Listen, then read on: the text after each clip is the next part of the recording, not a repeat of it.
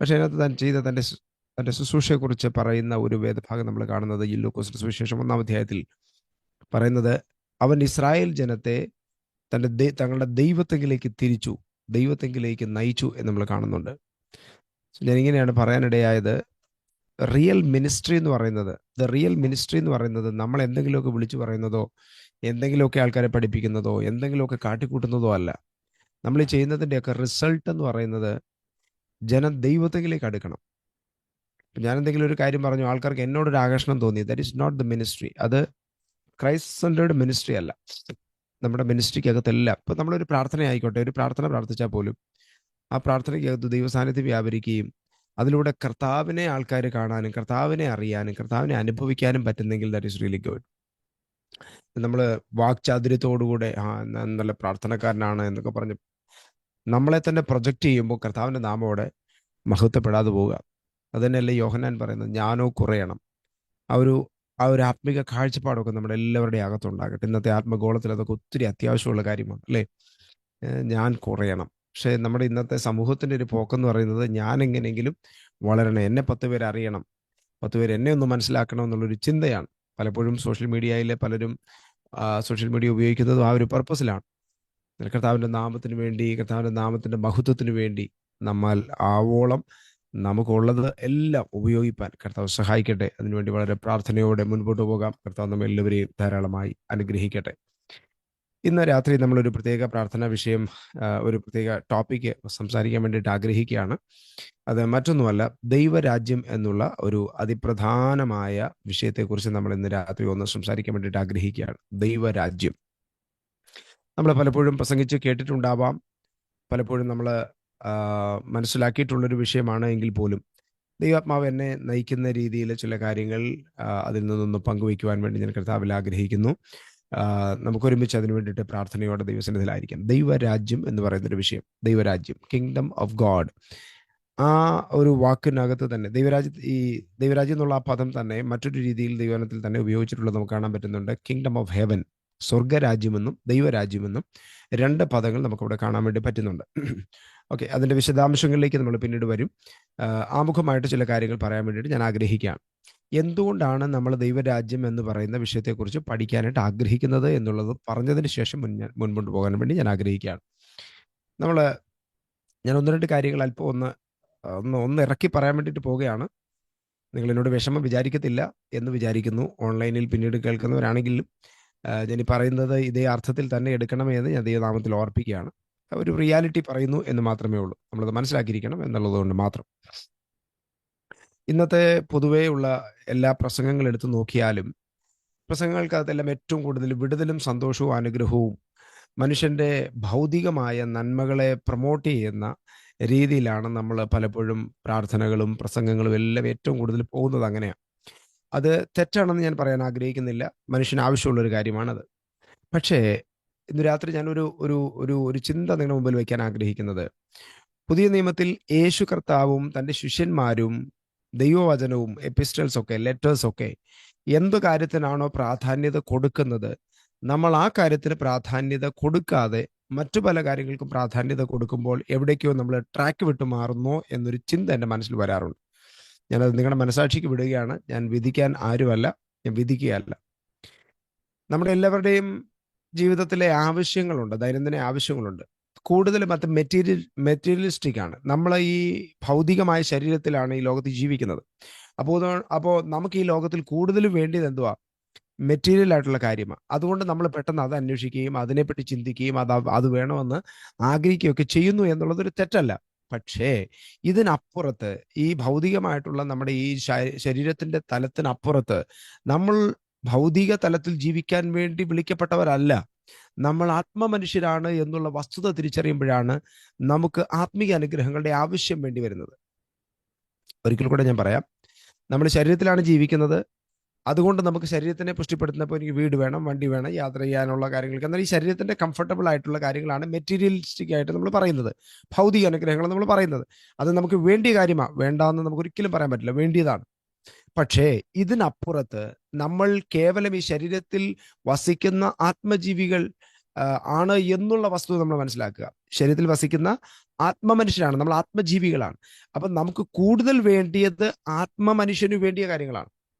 ആ ആത്മമനുഷ്യന് വേണ്ടിയ കാര്യങ്ങളാണ് പ്രാർത്ഥന, വചനധ്യാനം, കർത്താവുമായിട്ടുള്ള ബന്ധം, പരിശുദ്ധാത്മാവുമായിട്ടുള്ള ബന്ധം, ഇങ്ങനെയുള്ള ആത്മീയ കാര്യങ്ങൾ. അതുകൊണ്ടാണ് പുതിയ നിയമത്തിൽ നമ്മൾ വരുമ്പോൾ നമുക്കറിയാം ഏറ്റവും കൂടുതൽ പറഞ്ഞിരിക്കുന്ന കാര്യങ്ങൾ, അനുഗ്രഹത്തെക്കുറിച്ച് നമ്മൾ രണ്ടായിട്ട് തിരിച്ച് ചിന്തിച്ചു പഠിച്ചാൽ, ഭൗതിക അനുഗ്രഹവും ആത്മീക അനുഗ്രഹവും എന്ന് രണ്ടായിട്ട് നമ്മൾ അതിനെ തിരിച്ചാൽ, പുതിയ നിയമത്തിൽ ഏറ്റവും അധികം, ഞാനൊരു കണക്കങ്ങ് പറയാൻ വേണ്ടി ആഗ്രഹിക്കുക, ഒരു 80% പുതിയ നിയമത്തിനകത്ത് ആത്മീക അനുഗ്രഹങ്ങളെ കുറിച്ചാണ് പറയുന്നത്. പ്രത്യേകിച്ച് പൗലോസിന്റെ ലേഖനങ്ങളൊക്കെ വായിച്ചാൽ നമുക്കത് മനസ്സിലാവും, അല്ലേ? പുതിയ നിയമത്തിന്റെ ഏറ്റവും കൂടുതൽ ഫോക്കസ് എന്തുവാ? ദൈവമക്കളെ, ഞാൻ ഈ കാര്യങ്ങൾ പറയുന്നത് എന്താണെന്ന് അറിയാമോ? നമ്മുടെ ആത്മഗോളത്തിൽ വല്ലാത്ത തെറ്റിദ്ധാരണകൾ ഒത്തിരി കിടപ്പുണ്ട്. ഇതെല്ലാം നമ്മളൊന്ന് മാറ്റിയെടുക്കണം.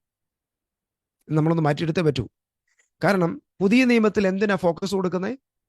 സ്വർഗത്തിലെ സകല ആത്മീക അനുഗ്രഹത്താലും നിങ്ങളെ ക്രിസ്തുവിൽ അനുഗ്രഹിച്ചിരിക്കുന്ന നിങ്ങളുടെ ദൈവവും പിതാവുമായവൻ വാഴ്ത്തപ്പെട്ടവൻ. എഫീസ് ലേഖനം 1-4 3 തൊട്ട് നമ്മൾ വായിക്കുമ്പോൾ അതാ കാണുന്നത്. അപ്പം ദൈവം നമുക്ക് ഏറ്റവും അധികം തന്നിരിക്കുന്നത് ആത്മീക അനുഗ്രഹങ്ങളാണ്. ആത്മീക അനുഗ്രഹങ്ങൾ എന്ന് പറഞ്ഞാൽ എന്തുവാ? നമ്മുടെ വീണ്ടെടുപ്പ്, നമ്മളെ ദത്തെടുത്തത്, നമ്മളെ മക്കളാക്കിയത്, നമുക്ക് ആത്മാവിനെ തന്നത്, നമ്മളെ പാപത്തിൽ നിന്ന് വീണ്ടെടുത്തു, നമ്മളെ ശുദ്ധീകരിച്ചു, നമ്മളെ നീതീകരിച്ചു, ഇങ്ങനെയൊക്കെ തുടങ്ങി ഒത്തിരി ആത്മീക അനുഗ്രഹങ്ങളുണ്ട് സ്വർഗത്തിലെ. അതുപോലെ കർത്താവിനെ പോലെ നമ്മളെ ആക്കി വെച്ചു. ഒത്തിരി ആത്മീക അനുഗ്രഹങ്ങളെ കുറിച്ച് നമ്മൾ കാണുന്നുണ്ട്. ഈ ആത്മീക അനുഗ്രഹങ്ങളെ കുറിച്ചാണ് പുതിയ നിയമത്തിനകത്ത് ഏറ്റവും അധികം പരാമർശങ്ങളുള്ളത്. ഈവൻ പൗലോസിന്റെ ലെറ്റേഴ്സ് എല്ലാം എടുത്ത് വായിച്ചു കഴിഞ്ഞാൽ അതിനകത്ത് മുഴുവൻ നിങ്ങളുടെ അകത്തെ മനുഷ്യനെ സംബന്ധിച്ച് ശക്തിയോടെ ബലപ്പെടണം. പുള്ളിയുടെ ടോപ്പിക് അതാ. ഇതാണ് 80% പുതിയ നിയമത്തിലെ ടോപ്പിക്കുകളും പരാമർശങ്ങളും. എന്നാൽ വളരെ ചുരുങ്ങിയ സ്ഥലങ്ങളിൽ മാത്രമേ പുതിയ നിയമത്തിൽ ഭൗതികമായിട്ടുള്ള അനുഗ്രഹങ്ങളെ കുറിച്ച് പറയുന്നുള്ളൂ. എന്ന് കണ്ട് അത് വേണ്ടെന്നല്ല അതിന്റെ അർത്ഥം. അത് അത്യാവശ്യമായ കാര്യമാണ്. അതില്ല എന്നും ബൈബിൾ പറയുന്നില്ല. വേണ്ടിയ കാര്യമാണ്. യേശുവും പറഞ്ഞിട്ടുണ്ട്, പൗലോസും മെൻഷൻ ചെയ്തിട്ടുണ്ട്, ലേഖനങ്ങളൊക്കെ. പക്ഷേ ആ മെൻഷൻ ചെയ്തിരിക്കുന്നത് ക്വാണ്ടിറ്റി കുറവാണ്. ഒരു 20% കൂടുതൽ, അത്രയും തന്നെ ഇല്ലെന്ന് എനിക്ക് തോന്നുന്നു. കൂടുതലും ആത്മീക അനുഗ്രഹങ്ങളെ കുറിച്ച് പറയുന്നത്. ഇനി നേരെ നമ്മൾ പഴയ നിയമത്തിൽ ഒന്ന് പോയാലോ? പഴയ നിയമത്തിൽ ഏറ്റവും അധികം 80% അധികവും പറയുന്നത് ഭൗതിക അനുഗ്രഹങ്ങളെ കുറിച്ചാണ്. ഇസ്രായേൽ പറഞ്ഞു, നിന്നെ വലിയ ജാതിയാക്കും, നിനക്ക് രോഗം വരുത്തത്തില്ല, അന്യജാതികളിൽ നിന്ന് നീ ഏറ്റവും ശ്രേഷ്ഠമായിരിക്കും, ദേശം നിനക്ക് അവകാശമായിരിക്കും, ശത്രു നിന്റെ മുമ്പിൽ ഉണ്ടാകത്തില്ല, ഇങ്ങനെയൊക്കെ പറഞ്ഞ് മുഴുവൻ ഭൗതിക അനുഗ്രഹങ്ങളെ കുറിച്ചാണ് പഴയ നിയമത്തിൽ പറയുന്നത് മൊത്തം. വളരെ ചുരുങ്ങിയത് ലെവലിൽ മാത്രമേ ഉള്ളൂ ആത്മീക അനുഗ്രഹങ്ങളെ കുറിച്ച് പറയുന്നുള്ളൂ. നമ്മൾ ഈ രണ്ട് കാര്യങ്ങളും തമ്മിലൊന്നും മനസ്സിലാക്കാതെ ഇതിനെ നമ്മൾ അങ്ങോട്ടും ഇങ്ങോട്ടും ഷിഫ്റ്റ് ചെയ്തു. ശരിയല്ലേ? നമ്മൾ പുതിയ നിയമത്തിൽ ഏറ്റവും അധികം പറയേണ്ട കാര്യം എന്തുവാ? ആത്മീയ അനുഗ്രഹങ്ങളെ കുറിച്ചാണ്, കൃപാവരങ്ങളെ കുറിച്ചാണ്, യേശുവിനെ പോലെ ആകുന്നതിനെ കുറിച്ചാണ് നമ്മൾ പറയേണ്ടത്. പക്ഷെ നമ്മളിപ്പോ ഏറ്റവും കൂടുതൽ പറയുന്നത് എന്തുവാ? നമ്മളിപ്പോ ഏറ്റവും കൂടുതൽ പറയുന്നത് വണ്ടി, വെള്ളം, വീട്, ബംഗ്ലാവ്, ഇങ്ങനെയുള്ള കാര്യങ്ങളെ കുറിച്ചാണ്. അപ്പൊ നമ്മളിവിടെ ഒരു ചെറിയ തിരുത്ത് വരുത്തേണ്ട ആവശ്യമുണ്ടോ ഇല്ലയോ എന്നും നിങ്ങളുടെ മനസ്സാക്ഷിക്ക് ആ ചോദ്യത്തെ ഞാൻ വിടുക. എനിക്ക് മനസ്സിലായ ഒരു കാര്യം എൻ്റെ കാഴ്ചപ്പാടിന് നിങ്ങളുടെ മുമ്പിൽ വെച്ചു എന്ന് മാത്രമേ ഉള്ളൂ. ഓക്കെ, ഞാൻ അതിനെക്കുറിച്ച് അധികം വിശദീകരിക്കാൻ വേണ്ടി ആഗ്രഹിക്കുന്നില്ല. ഓക്കെ, അങ്ങനെ പുതിയ നിയമത്തിൽ ആത്മീക അനുഗ്രഹങ്ങളെ കുറിച്ച് പറയുന്ന കുറേ കാര്യങ്ങളുണ്ട്. അതിനകത്തെ വളരെ പ്രധാനപ്പെട്ട ഒരു ടോപ്പിക്കാണ് ദൈവരാജ്യം എന്ന് പറയുന്നത്. ദൈവരാജ്യം. അതുകൊണ്ടാണ് നമ്മൾ ഈ ദൈവരാജ്യം എന്ന് പറയുന്ന ടോപ്പിക്കിനെ കുറിച്ച് ഇന്ന് രാത്രി സംസാരിക്കാനുള്ള കാരണം. അത്ര നിങ്ങൾക്ക് മനസ്സിലായെന്ന് വിചാരിക്കുന്നു. ഇനി ഈ ടോപ്പിക്കിനെ കുറിച്ച് പറയാനുള്ള രണ്ടാമത്തെ കാരണം, യേശു ഈ ലോകത്തിൽ വന്നപ്പോൾ ഏറ്റവും ആദ്യം പ്രസംഗിച്ച പ്രസംഗത്തിന്റെ ടോപ്പിക് എന്തുവായിരുന്നു എന്ന് നിങ്ങൾ തന്നെ പറ. ദൈവരാജ്യം സമീപിച്ചിരിക്കയാൽ, സ്വർഗരാജ്യം സമീപിച്ചിരിക്കയാൽ മാനസാന്തരപ്പെടുവീൻ എന്ന് യേശു പ്രസംഗിച്ചു തുടങ്ങി. ഇനി യേശുവിന് മുമ്പ് വേറൊരു പുള്ളിക്കാരൻ പ്രസംഗം തുടങ്ങി. അദ്ദേഹം എന്തുവായിരുന്നു പ്രസംഗിച്ചത്? ഇത് തന്നെ പ്രസംഗിച്ചു, ഈ ടോപ്പിക്ക് തന്നെ പ്രസംഗിച്ചു. പിന്നെ നമ്മൾ എന്തിനാ ഈ വഴിവിട്ട് അതും ഇതൊക്കെ പ്രസംഗിക്കാൻ പോകുന്നതെന്നുള്ളത് എനിക്ക് ഇതുവരെ പിടികിട്ടുന്നില്ല എന്നതുകൊണ്ട് ഞാൻ ഈ ചോദ്യം നിങ്ങളുടെ മുമ്പിൽ വെച്ചു എന്ന് മാത്രമേ ഉള്ളൂ. യോഹന്നാൻ പ്രസംഗിച്ചു തുടങ്ങി, സ്വർഗരാജ്യം സമീപിച്ചിരിക്കുന്നു, മാനസാന്തരപ്പെടുവീൻ. യേശു പ്രസംഗിച്ചു തുടങ്ങി, സ്വർഗരാജ്യം സമീപിച്ചിരിക്കുന്നു, മാനസാന്തരപ്പെടുവീൻ. പിന്നീട് യേശു ഗിരിപ്രഭാഷണത്തിൽ കയറിയിരുന്നിട്ട് ഒരു നീണ്ട പ്രസംഗം നടത്തുക. ആ പ്രസംഗത്തിനകത്ത് മുഴുവൻ ദൈവരാജ്യത്തിനകത്ത് എങ്ങനെ ജീവിക്കണം എന്നുള്ളതിനെ കുറിച്ചുള്ള പരാമർശങ്ങളാണ്. വായിച്ചു നോക്കിയോ, അതിനകത്ത് ഇഷ്ടംപോലെ കാര്യങ്ങൾ എഴുതിയിട്ടുണ്ട്. ഒത്തിരി കാര്യം നമ്മൾ കർത്താവ് സഹായിച്ചാൽ പിന്നീട് എപ്പോഴും നമുക്ക് ആ ഭാഗത്തിലേക്ക് വരാം. ഇന്നിപ്പോൾ അത്രയും അങ്ങോട്ടൊന്നും പോകാൻ നമുക്ക് സമയം കിട്ടത്തില്ലാത്തതുകൊണ്ട് നമ്മൾ ഇന്ന് അങ്ങോട്ട് പ്രവേശിക്കുന്നില്ല. ഇനി യേശു പ്രാർത്ഥന പഠിപ്പിച്ചത് നമ്മൾ ഓർക്കുന്നുണ്ടല്ലോ. യേശു പ്രാർത്ഥന പഠിപ്പിച്ചപ്പോൾ എന്തോ പറഞ്ഞത്? എന്തോ പ്രാർത്ഥിക്കണം നിങ്ങൾ? അങ്ങയുടെ രാജ്യം വരണമേ, അങ്ങയുടെ ഇഷ്ടം സ്വർഗത്തിലെ പോലെ ഭൂമിയിലുമാകണമേ. ഇത് നിങ്ങൾ പ്രാർത്ഥിക്കണം. കർത്താവിന്റെ കൃപയാൽ നമ്മൾ പെന്തക്കോസ്തുകാരുടെ പ്രാർത്ഥനാ ലിസ്റ്റിനകത്ത് ഈ ഒരു സംഭവമൊന്നും ഇല്ല. ഇല്ലാത്തതിന് ഒരു കാരണം നമ്മൾ പറയുന്നത് പരിശുദ്ധാത്മാവിൽ ഉള്ള സന്തോഷമാണ് ദൈവരാജ്യം. അത് ലിറ്ററലി പരിശുദ്ധാത്മാവ് വന്നതുകൊണ്ട് നമ്മൾ അതിനുവേണ്ടി പ്രാർത്ഥിക്കേണ്ട. പക്ഷേ ദൈവരാജ്യത്തിന്റെ 2-3 വശങ്ങളുണ്ട്. ഞാൻ അതിനെക്കുറിച്ചൊന്ന് പറയാം. അപ്പോൾ ഞാൻ ആ കാര്യത്തെക്കുറിച്ച് അല്പം ഒന്ന് വിശദീകരിക്കാം. ഓക്കെ, ഇനി അപ്പോൾ ദൈവരാജ്യം എന്ന് പറയുന്ന ഈ ടോപ്പിക്കിനെ കുറിച്ച് നമ്മൾ എന്തുകൊണ്ടാണ് സംസാരിക്കുന്നത് എന്നുള്ള കാര്യം നിങ്ങൾക്ക് മനസ്സിലായെന്ന് വിചാരിക്കുന്നു. പുതിയ നിയമത്തിൽ വളരെ പ്രധാനപ്പെട്ട ടോപ്പിക്കാണ്. യേശു അതിനെക്കുറിച്ച് പ്രസംഗിച്ചു തുടങ്ങി. അതിന് വേണ്ടി പ്രാർത്ഥിക്കാൻ വേണ്ടി കർത്താവ് പറഞ്ഞു. ഇനി വേറൊരു കാര്യം കൂടെ, നിങ്ങൾ പോകുമ്പോൾ എന്തോ പ്രസംഗിക്കണമെന്ന് യേശു പറഞ്ഞേ. യേശു പ്രസംഗിച്ചു, നമ്മളോട് പ്രാർത്ഥിക്കാൻ പറഞ്ഞു. ലൂക്കോസ് സുവിശേഷം 8, 9, 10 അധ്യായങ്ങൾ കാണുമ്പോൾ നമ്മളിങ്ങനെ കാണുന്നുണ്ട്, യേശു സഞ്ചരിച്ച ഇടങ്ങളിലെല്ലാം അവൻ ദൈവരാജ്യം സംബന്ധിച്ച കാര്യങ്ങളെക്കുറിച്ച് പ്രസംഗിച്ചു. നമ്മൾ പലയിടങ്ങളിൽ വായിക്കുന്നുണ്ട്, ഒത്തിരി ഇടങ്ങളിൽ വായിക്കുന്നുണ്ട്. ദൈവരാജ്യം സംബന്ധിച്ച കാര്യങ്ങളെക്കുറിച്ച് പ്രസംഗിച്ചു, ജനത്തെ പഠിപ്പിച്ചു നമ്മൾ വായിക്കുന്നുണ്ട്. നമ്മളെ ഭാഗത്തിലേക്കൊക്കെ പിന്നീട് വരുന്നുണ്ട്. അപ്പോൾ നമുക്ക് വാക്യങ്ങളൊക്കെ വായിച്ച് നമുക്ക് അതിനെക്കുറിച്ച് ചിന്തിക്കാം. കർത്താവ് എന്തിനാ നമ്മളോട് എന്തോ പറഞ്ഞു 9-ാം അധ്യായത്തിൽ, ലൂക്കോസ് 9-ാം അധ്യായത്തിൽ. ആ വാക്യം ഒന്ന് വായിച്ചിട്ട് നമുക്ക് മുമ്പോട്ട് പോകാം. ലൂക്കോസിന്റെ സുവിശേഷം 9-ാം അധ്യായം ഒന്ന് വായിച്ചാട്ടെ.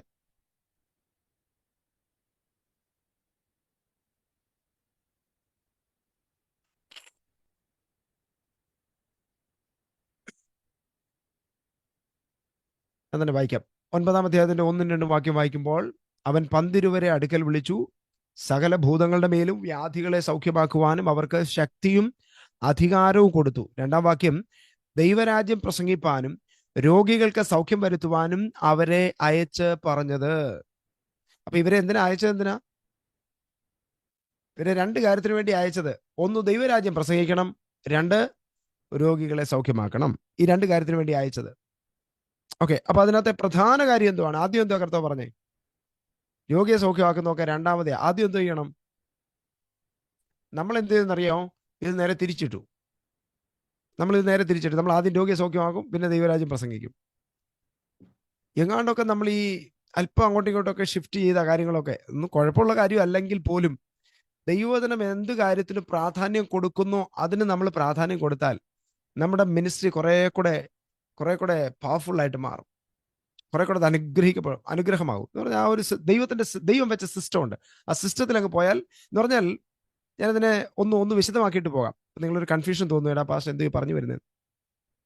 ശ്രദ്ധിച്ച് കേൾക്കണം. ഞാൻ ഈ പറയുന്ന കാര്യങ്ങളൊക്കെ ശ്രദ്ധിച്ച് കേട്ടിട്ട് അതുപോലെ വ്യാഖ്യാനിക്കാവുള്ളൂ. ഓൺലൈനിലൊക്കെ ഉള്ളതുകൊണ്ട് വേറൊന്നും പറഞ്ഞു പിടിപ്പിക്കരുത്. ഈ പറയുന്ന കാര്യം അതുപോലെ കേൾക്കാവും. ഇപ്പം കർത്താവ് തന്റെ ശിഷ്യന്മാർ, യേശു എവിടെയെങ്കിലും രോഗികളെ കുറിച്ച്, രോഗികളെല്ലാവരും ഇങ്ങോട്ട് കൊണ്ടുപോകാൻ ഞാൻ സൗഖ്യമാക്കിയേക്കാം എവിടെയെങ്കിലും യേശു പറഞ്ഞോ? എവിടെയെങ്കിലും യേശു പ്രസംഗിച്ചോ? യേശുവിന്റെ പ്രസംഗത്തിനകത്ത് എവിടെയെങ്കിലും അനൗൺസ്മെന്റ് നടന്നോ? ഈ രോഗികളെ കൊണ്ടുപോകാൻ, ഞാൻ പ്രാർത്ഥിക്കാം, സൗഖ്യമാക്കാം? നോ. വന്ന രോഗികളെ യേശു സൗഖ്യമാക്കി. അത് യേശുവിന്റെ മിനിസ്ട്രിക്കകത്തുള്ള ഒരു പാട്ടായിരുന്നു. പക്ഷെ യേശുവിന്റെ പ്രസംഗങ്ങൾ മുഴുവൻ എന്തുവായിരുന്നു? ദൈവരാജ്യം സംബന്ധിച്ച കാര്യങ്ങളായിരുന്നു. ദൈവരാജ്യത്തിനകത്ത് എങ്ങനെ ജീവിക്കണം, ദൈവരാജ്യം എന്ന് പറയുന്നത് എന്തുവാണ്. മത്തായി സുവിശേഷം 13-ാം അധ്യായത്തിലേക്കൊക്കെ വന്നാൽ ദൈവരാജ്യത്തെക്കുറിച്ചുള്ള വിശദീകരണങ്ങൾ കർത്താവ് പറയുന്നുണ്ട്. അപ്പം ഞാൻ പറഞ്ഞതിന്റെ ചുരുക്കം എന്താണെന്ന് ചോദിച്ചാൽ, വേറൊരു കാര്യം കൂടെ ഞാൻ പറയാം. യേശു പള്ളി ചെന്നിട്ട് വളരെ പള്ളിക്കകത്ത് അല്ലെങ്കിൽ രക്ഷിക്കപ്പെട്ടവരുടെ അകത്ത് സൗഖ്യവും വിടുതലും ഒക്കെ, അത് യേശുവിന്റെ ശുശ്രൂഷ പറഞ്ഞാൽ അത്രയും മനസ്സിലാകത്തില്ല. പൗലോസിന്റെയും മറ്റുള്ളവരുടെ ശുശ്രൂഷയൊക്കെ പറഞ്ഞാൽ കുറച്ചുകൂടെ മനസ്സിലാവും. ഈ യേശുവിന്റെ ശിഷ്യന്മാരും പൗലോസും തുടങ്ങിയുള്ള ആൾക്കാർ, പ്രത്യേകിച്ച് പൗലോസിന്റെ മിനിസ്ട്രിയിലൊക്കെ നോക്കിക്കഴിഞ്ഞാൽ പള്ളി ചെന്ന് രോഗസൗഖ്യ ശുശ്രൂഷ നടത്തിയതായിട്ട് എങ്ങും നമ്മൾ കാണുന്നില്ല. ഉണ്ടോ? ഈ രോഗസൗഖ്യവും ഭൂതത്തെ ഇറക്കുന്നതും പരിപാടിയെല്ലാം എവിടെ നടത്തിയെന്നറിയോ? തെരുവില.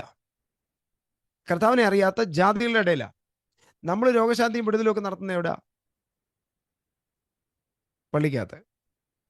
അതാ ഞാൻ പറഞ്ഞത്, എവിടേക്കോ ഏങ്ങാണ്ടൊക്കെ ചെറിയ മിസ്റ്റേക്ക്, വലിയ മിസ്റ്റേക്ക് ഒന്നും പറയാനില്ല, ഏങ്ങാണ്ടൊക്കെ ഒരു ഇച്ചിരി അങ്ങും ഇങ്ങൊക്കെ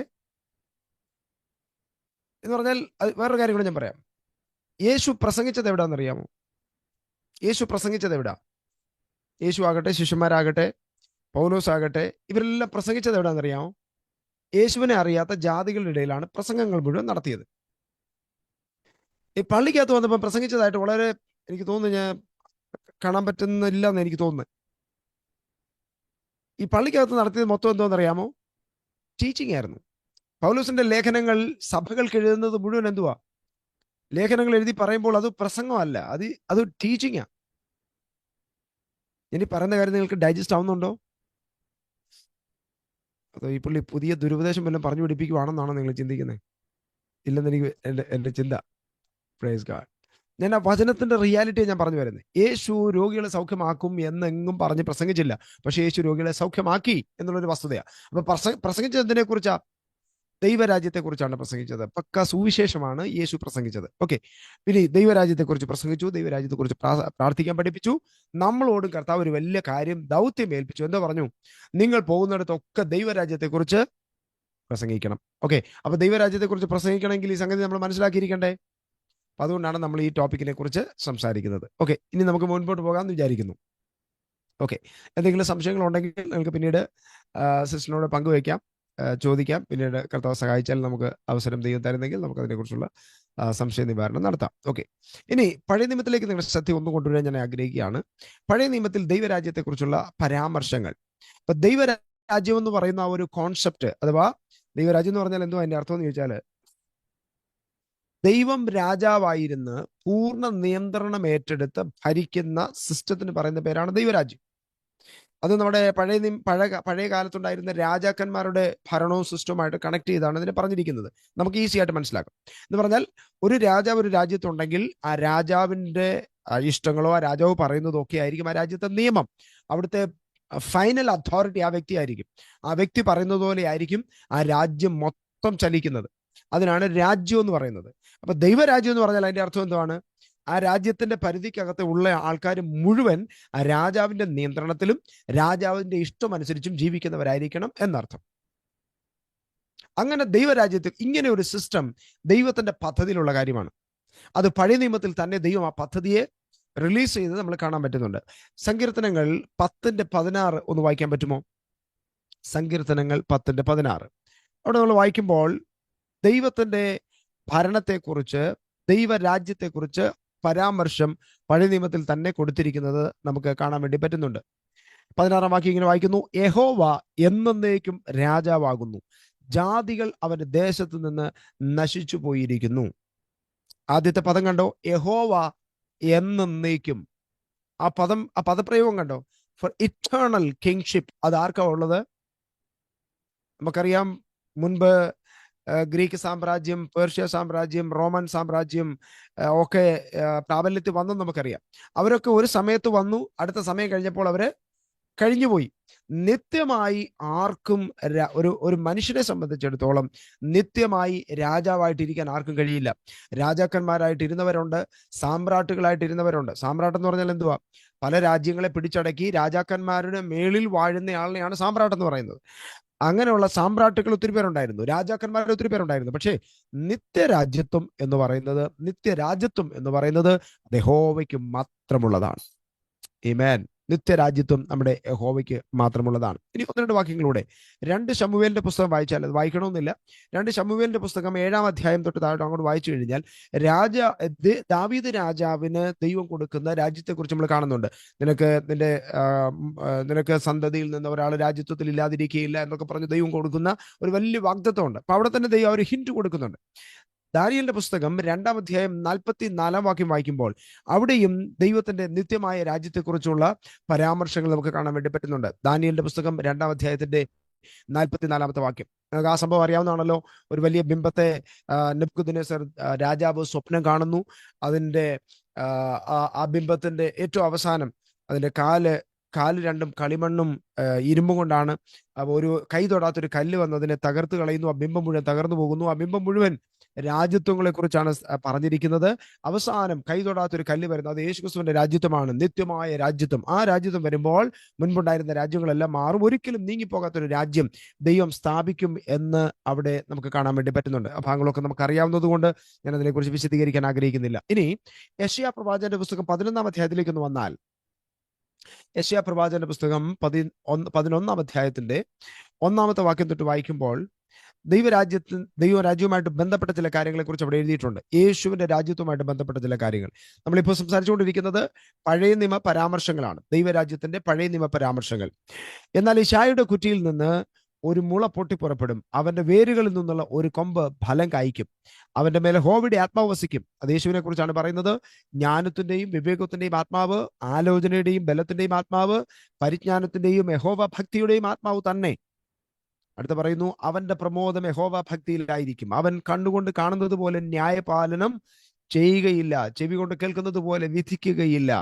അവൻ അവൻ ദരിദ്രന്മാർക്ക് നീതിയോടെ ന്യായം പാലിച്ചു കൊടുക്കുകയും ദേശത്തിലെ സാധുക്കൾക്ക് നേരോടെ വിധി കൽപ്പിക്കുകയും ചെയ്യും. തന്റെ വായി എന്ന വടി കൊണ്ട് അവൻ ഭൂമിയെ അടിക്കും, തന്റെ അധരങ്ങളുടെ ശ്വാസം കൊണ്ട് അവൻ ദുഷ്ടനെ കൊല്ലും. അപ്പം ഇവിടെ ഒരു രാജാവ് ഭരിക്കുന്നതിനെ കുറിച്ച്, അഥവാ യേശു ആയിരിക്കുന്ന കർത്താവ് രാജാവായി ഭരിക്കുന്നതിനെ കുറിച്ചുള്ള പരാമർശങ്ങൾ നമ്മൾ ഇവിടെ കാണുന്നുണ്ട്. ഇനി അതിന്റെ 32-ാമത്തെ അധ്യായത്തിലേക്ക് ഒന്ന് വന്നാട്ടെ. 32-ാം അധ്യായത്തിലേക്ക്. 32-ാം അധ്യായത്തിന്റെ 1-ാമത്തെ വാക്യത്തിൽ നമുക്ക് ഇങ്ങനെ കാണാൻ പറ്റുന്നുണ്ട്: ഒരു രാജാവ് നീതിയോടെ വാഴും, പ്രഭുക്കന്മാർ ന്യായത്തോടെ അധികാരം നടത്തും. ഒരു രാജാവ് നീതിയോടെ വാഴും. നമുക്കറിയാം, അനേക രാജാക്കന്മാർ, അനേക നാടുവാഴികൾ ലോകരാജ്യങ്ങളെ പലയിടങ്ങളിലായി ഭരിച്ചിട്ടുണ്ട്. പല രാജാക്കന്മാർ പലരെയും കീഴ്പ്പെടുത്തി ഭരണം ഏറ്റെടുത്തിട്ടുണ്ട്. പക്ഷേ അവിടെയൊന്നും എല്ലാവർക്കും ജനത്തിന് ഒരുപോലെ നീതി കിട്ടിയിട്ടില്ല. പക്ഷെ നമ്മുടെ ഏറ്റവും വലിയ പ്രത്യാശ എന്താണെന്നറിയാമോ? ഈ ലോകത്തിന്റെ അവസാനം ഒരു വലിയ രാജ്യം സ്ഥാപിക്കപ്പെടാൻ പോവുകയാണ്. ഒരിക്കലും നശിച്ചു പോകാത്ത ഒരു നിത്യരാജ്യത്വം സ്ഥാപിക്കപ്പെടാൻ പോവുകയാണ്. ആ രാജ്യത്തിൽ എന്തോ സംഭവിക്കുന്നത്? ഒരു രാജാവ്, ഒറ്റ രാജാവ് നീതിയോടെ വാഴും. ആമേൻ. അനീതിയോടെ വാഴുന്ന ഇന്നൊരു പക്ഷേ നമ്മൾ ഈ ലോകത്ത് ജീവിക്കുമ്പോൾ, പ്രത്യേകിച്ച് നോർത്ത് ഇന്ത്യയിലൊക്കെ ഇന്നത്തെ സിസ്റ്റം ക്രിസ്ത്യാനികൾക്ക് ഒരു ന്യായവും കിട്ടാത്തൊരു സംവിധാനമാണ് ഇന്നിവിടെ ഉള്ളത്. ക്രിസ്ത്യാനികൾ ഏറ്റവും അധികം ക്രൂരമായി പീഡിപ്പിക്കപ്പെടുന്ന, വളരെ പ്രതിസന്ധിയിലൂടെ കടന്നു പോകേണ്ടി വരുന്നൊരു കാലഘട്ടത്തിലാണ് ഇന്ന് ആത്മസമൂഹം, ലോകം, നമ്മൾ ജീവിക്കുന്നത്. തെറ്റ് ചെയ്യുന്നവർക്ക്, കൊള്ളരുതാത കാണിക്കുന്നവർക്കൊക്കെ എന്തുമാകാം, എങ്ങനെയും ജീവിക്കാം എന്ന് പറയുന്ന ഒരു സിസ്റ്റം ഇവിടെയുണ്ട്. പക്ഷേ നീതി നമുക്ക് ആർക്കും ലഭിക്കുന്നില്ല എന്നുള്ളതൊരു യാഥാർത്ഥ്യമാണ്. എന്നാൽ ദൈവത്തിന്റെ വചനം നമുക്കൊരു ആശ്വാസം തരുന്നു. ഒരു രാജാവ് നീതിയോടെ വാഴാൻ പോകുന്നു. നമ്മുടെ ഏറ്റവും വലിയ പ്രത്യാശ ഇതാണ്. ആ രാജാവ് നീതിയോടെ വാഴുമ്പോൾ നമ്മൾ പ്രഭുക്കന്മാരായി അവന്റെ കൂടെ ഉണ്ടാകുമെന്നുള്ളത് നമ്മുടെ ഏറ്റവും വലിയ പ്രത്യേകതയാണ്. ഇനി നമ്മൾ പുതിയ നിയമത്തിലേക്ക് വന്നാൽ, ഇത് പഴയ നിയമത്തിൽ ദൈവരാജ്യത്തെക്കുറിച്ചുള്ള പരാമർശങ്ങളെ കുറിച്ചാണ് നമ്മൾ ഇപ്പോൾ ചിന്തിച്ചത്. ഇനി നമ്മൾ അടുത്ത ഭാഗത്തിലേക്ക് വരികയാണ്. യേശുക്രിസ്തുവിന്റെ ശുശ്രൂഷയുടെ ആരംഭം. നമ്മൾ ആ വാക്യം പറഞ്ഞുവെങ്കിലും ആ വാക്യം ഒന്ന് വായിച്ച് മുൻപോട്ട് പോകാൻ ആഗ്രഹിക്കുന്നു. മത്തായിയുടെ സുവിശേഷം 3-ാം അധ്യായത്തിന്റെ 1-ാമത്തെ വാക്യം. മത്തായി സുവിശേഷം 3-ാം അധ്യായത്തിന്റെ 1-ാമത്തെ വാക്യം. ആ കാലത്ത് യോഹന്നാൻ സ്നാപകൻ വന്ന് യഹൂദ മരുഭൂമിയിൽ പ്രസംഗിച്ചു. യോഹന്നാൻ സ്നാപകൻ വളരെ ചുരുക്കം സമയം മാത്രം ഒരു ശുശ്രൂഷ ചെയ്തൊരു മനുഷ്യനാണ് യോഹന്നാൻ സ്നാപകൻ. അദ്ദേഹം വിളിച്ചു പറഞ്ഞ വാക്യതാണ്: സ്വർഗരാജ്യം സമീപിച്ചിരിക്കയാൽ മാനസാന്തരപ്പെടുവീൻ എന്ന് താൻ പ്രസംഗിച്ചു. താൻ പറഞ്ഞു, മരുഭൂമിയിൽ വിളിച്ചു പറയുന്നവന്റെ വാക്കാവിത്, കർത്താവിന്റെ വഴി ഒരുക്കി അവന്റെ പാത നിരപ്പാക്കുവീൻ എന്നിങ്ങനെ പ്രവാചകൻ മുഖാന്തരം പറഞ്ഞവൻ ഇവൻ തന്നെ എന്ന് പറഞ്ഞാൽ യേശുക്രിസ്തുവിനെ കുറിച്ചുള്ള പരാമർശം നടത്തുകയാണ്. എന്തുവാ അദ്ദേഹം പ്രസംഗിക്കുന്നത്? സ്വർഗരാജ്യം സമീപിച്ചിരിക്കുന്നു, മാനസാന്തരപ്പെടുവീൻ. ഇനി അടുത്ത അധ്യായത്തിലേക്ക് വരുമ്പോൾ യേശുവിന്റെ ജനനം സംഭവിച്ചു, യേശു വളർന്നു, യേശു പ്രായമായി. അതിനെക്കുറിച്ച് രേഖപ്പെടുത്തിയിട്ടുണ്ട്. 4-ാം അധ്യായം 17-ാം വാക്യം. ബൈബിൾ ഉള്ളവരെല്ലാം ഒന്ന് എടുത്തു. മത്തായി സുവിശേഷം 4-ാം അധ്യായത്തിന്റെ 17-ാമത്തെ വാക്യം. അവിടെ നമ്മൾ ഇങ്ങനെ കാണുന്നുണ്ട്: അന്നു മുതൽ യേശു സ്വർഗരാജ്യം സമീപിച്ചിരിക്കയാൽ മാനസാന്തരപ്പെടുവീൻ എന്ന് പ്രസംഗിച്ചു തുടങ്ങി. ഓക്കെ, ഇത്രയും മനസ്സിലായല്ലോ. യേശുവിന് മുൻപ് വന്ന യോഹന്നാനും യേശുവും പ്രസംഗിച്ചു തുടങ്ങിയത്. യോഹന്നാൻ വേറൊന്നും പ്രസംഗിച്ചിട്ടില്ല. യേശുവിന്റെ പ്രസംഗം മുഴുവൻ, മോസ്റ്റ് ഓഫ് ദ ടോപ്പിക്, യേശു, ഞാൻ പറഞ്ഞല്ലോ, പ്രസംഗിച്ചു തുടങ്ങിയത് ദൈവരാജ്യത്തെക്കുറിച്ച്, നമ്മളോട് പ്രസംഗിക്കാൻ പറഞ്ഞത് ദൈവരാജ്യത്തെക്കുറിച്ച്. യേശുവിന്റെ പഠിപ്പിക്കലുകൾ മുഴുവൻ ദൈവരാജ്യം സംബന്ധിച്ച കാര്യങ്ങളായിരുന്നു. അത് ദൈവരാജ്യം എന്നുള്ള ആ ഒരു ടോപ്പിക്കിന്റെ പ്രാധാന്യത എത്രമാത്രം ഉണ്ട് എന്നുള്ളത് നമുക്ക് മനസ്സിലാക്കാൻ വേണ്ടി ഈ വാക്യങ്ങൾ നമ്മെ സഹായിക്കുന്നു. ഓക്കെ, ഇനി നമ്മൾ മുമ്പ് വായിച്ച വാക്യത്തിലേക്ക് ഒന്നുകൂടെ വരാൻ വേണ്ടി ആഗ്രഹിക്കുക. ലൂക്കോസിന്റെ സുവിശേഷത്തിലേക്ക് ഒന്ന് വന്നാട്ടെ. ലൂക്കോസിന്റെ സുവിശേഷം ഈ ദൈവരാജ്യത്തെക്കുറിച്ചുള്ള ചില വിശദീകരണങ്ങളൂടെ ഒന്ന് പറഞ്ഞതിന് ശേഷം മുൻപോട്ട് പോകാൻ വേണ്ടിയിട്ട് ആഗ്രഹിക്കുകയാണ്. ലൂക്കോസിന്റെ സുവിശേഷം 8-ാം അധ്യായം 1-ാം വാക്യത്തിൽ നമുക്ക് കാണാം. ഇവിടെ യേശുവിന്റെ ശുശ്രൂഷയെ കുറിച്ചാണ് നമ്മൾ 8-ാം അധ്യായത്തിൽ കാണുന്നത്. 8-ാം അധ്യായം 1-ാം വാക്യത്തിൽ, അനന്തരം അവൻ, ആരാ? യേശുവിനെ കുറിച്ച് പറയുകയാണ്. യേശു ദൈവരാജ്യം പ്രസംഗിച്ചും സുവിശേഷിച്ചും കൊണ്ട് പട്ടണം തോറും സഞ്ചരിച്ചു. നോക്കിയേ, യേശു എന്തോ പ്രസംഗിച്ചത് നമ്മൾ മുമ്പേ പറഞ്ഞ കാര്യം. യേശുവിന്റെ പ്രസംഗം എവിടെ ചെന്നാലും യേശുവിന് എന്തേ പറയാനുള്ളൂ? ഇനി നമ്മളൊന്ന് ചിന്തിച്ചു നോക്കിയേ, നമുക്ക് എവിടെയെങ്കിലും പ്രസംഗിക്കാൻ അവസരം കിട്ടിയാൽ നമ്മൾ എന്തായിരിക്കും പ്രസംഗിക്കുന്നത്? നമ്മൾ തപ്പും, വിടുതൽ സൗഖ്യം എവിടെയുണ്ട് ആ വാക്യം തപ്പി എടുത്തോണ്ട് പോകും. ഞാൻ 1-2 കാര്യങ്ങളോട് നിങ്ങളോടൊന്ന് പറഞ്ഞോട്ടെ. എന്നോട് പിണക്കം വിചാരിക്കുമോ? പിണങ്ങത്തില്ലെന്നുള്ള പ്രോമിസ് തരാമെങ്കിൽ ഞാൻ ഒരു കാര്യം തുറന്നു പറയാം. ഈ പഴയ നിയമത്തിൽ മുഴുവൻ ഈ യെശയ്യാ പ്രവചനം, യെരമ്യാ പ്രവചനം, അങ്ങനെ തുടങ്ങിയ മേജറായിട്ടുള്ള പ്രവാചകന്മാർ മുഴുവൻ നമ്മൾ ഏറ്റവും കൂടുതൽ പ്രസംഗിക്കുന്ന വാക്യങ്ങളിലൊക്കെ ഈ ആശ്വാസം തരുന്ന വാക്യങ്ങളൊക്കെ ഏറ്റവും കൂടുതൽ കിടക്കുന്ന എവിടെയാണെന്നറിയാമോ? ഇങ്ങനെയുള്ള പ്രവചന പുസ്തകങ്ങളില്ല, അല്ലേ? നീ ഇത് നദി കൂടെ നടന്നാൽ, നദി കൂടി കടന്നാൽ നദി നിന്റെ മുഖത്തില്ല, തീ കൂടെ പോയ വെന്ത് പോകത്തില്ല. ഇതെല്ലാം നല്ല കാര്യം, ഇതെല്ലാം സംഭവം സത്യമാണ്, ദൈവം ചെയ്യുന്ന കാര്യങ്ങളാണ്. പക്ഷേ ഇതിനകത്ത് നമ്മൾ മറന്നു പോകുന്നൊരു കാര്യമുണ്ട്. ഇത് ആരോടാ പറഞ്ഞത്? ഈ പ്രവാചകന്മാർ ആരോട് പറഞ്ഞതാ? അന്ന് ബാബേൽ പ്രവാസത്തിൽ അടിമത്തത്തിൽ കിടക്കുന്ന അടിമകളോട് പറഞ്ഞതാ, നിങ്ങൾക്കൊരു വിടുതലുണ്ട്, ആശ്വാസമുണ്ട്. നമ്മൾ ഇന്ന് അടിമകളാണോ? അപ്പൊ ഇത് ഡയറക്ട്ലി നമ്മളോടുള്ളതല്ല, അത് ഉറപ്പല്ലേ? ഇനി ഇൻഡയറക്റ്റ് ആയിട്ട് ആ വചനം നമ്മളോട് സംസാരിക്കുമില്ലെന്നൊന്നും ഞാൻ പറയുന്നില്ല കേട്ടോ. പക്ഷേ ആ സംഭവം ഡയറക്ട്ലി നമുക്കുള്ളതല്ല. നമുക്കുള്ള ഡയറക്റ്റുള്ള സാധനത്തെ ഇവിടെ കിടക്കുക, നമ്മൾ അതൊന്നും പിടികിട്ടുന്നില്ല, നമ്മൾ അത് തപ്പി പോവുക, അടിമത്തത്തിൽ കിടന്ന്. നമുക്കിപ്പോഴും എവിടെയൊക്കെയോ ജീവിതത്തിൽ പരാജയങ്ങൾ അനുഭവിച്ച് കഷ്ടപ്പാടുകൾ അനുഭവിച്ചത് കൊണ്ട് ആ വാക്യങ്ങളൊക്കെ നമ്മളുമായിട്ട് അങ്ങ് പെട്ടെന്ന് മാച്ച് ആവും. അതുകൊണ്ട് നമ്മൾ അതും പൊക്കി പിടിച്ചുകൊണ്ട് നടക്കുക. അതിനേക്കാളൊക്കെ എത്രയോ മഹത്വകരമായ അനുഭവമാണെന്നറിയോ ഈ ആത്മീയ അനുഭവത്തിൽ, പുതിയ നിയമത്തിൽ നമുക്ക് കാണാൻ വേണ്ടി പറ്റുന്നത്. അപ്പോൾ പുതിയ നിയമത്തിന്റെ വെളിപ്പാട് പ്രാപിക്കുക എന്ന് പറയുന്നത് ഒരു വലിയ വലിയ കാര്യമാണ്. അതിനുവേണ്ടി പ്രാർത്ഥിക്കണം, അതിനുവേണ്ടി ഇരിക്കണം. വെളിപ്പാട് ഞാൻ ചോദിക്കട്ടെ, നമ്മൾ ഏറ്റവും കൂടുതൽ പ്രസംഗിക്കുന്ന ഇപ്പൊ ഒരു പ്രാവശ്യം ഒരു പയ്യൻ, ഒരു ഉദാഹരണം പറയാം, നിങ്ങൾക്ക് മനസ്സിലാവും. ഒരിക്കലും ഒരു ഉപവാസ പ്രാർത്ഥന നടക്കുക, 21 ദിവസം ഉപവാസ പ്രാർത്ഥനയാണ്.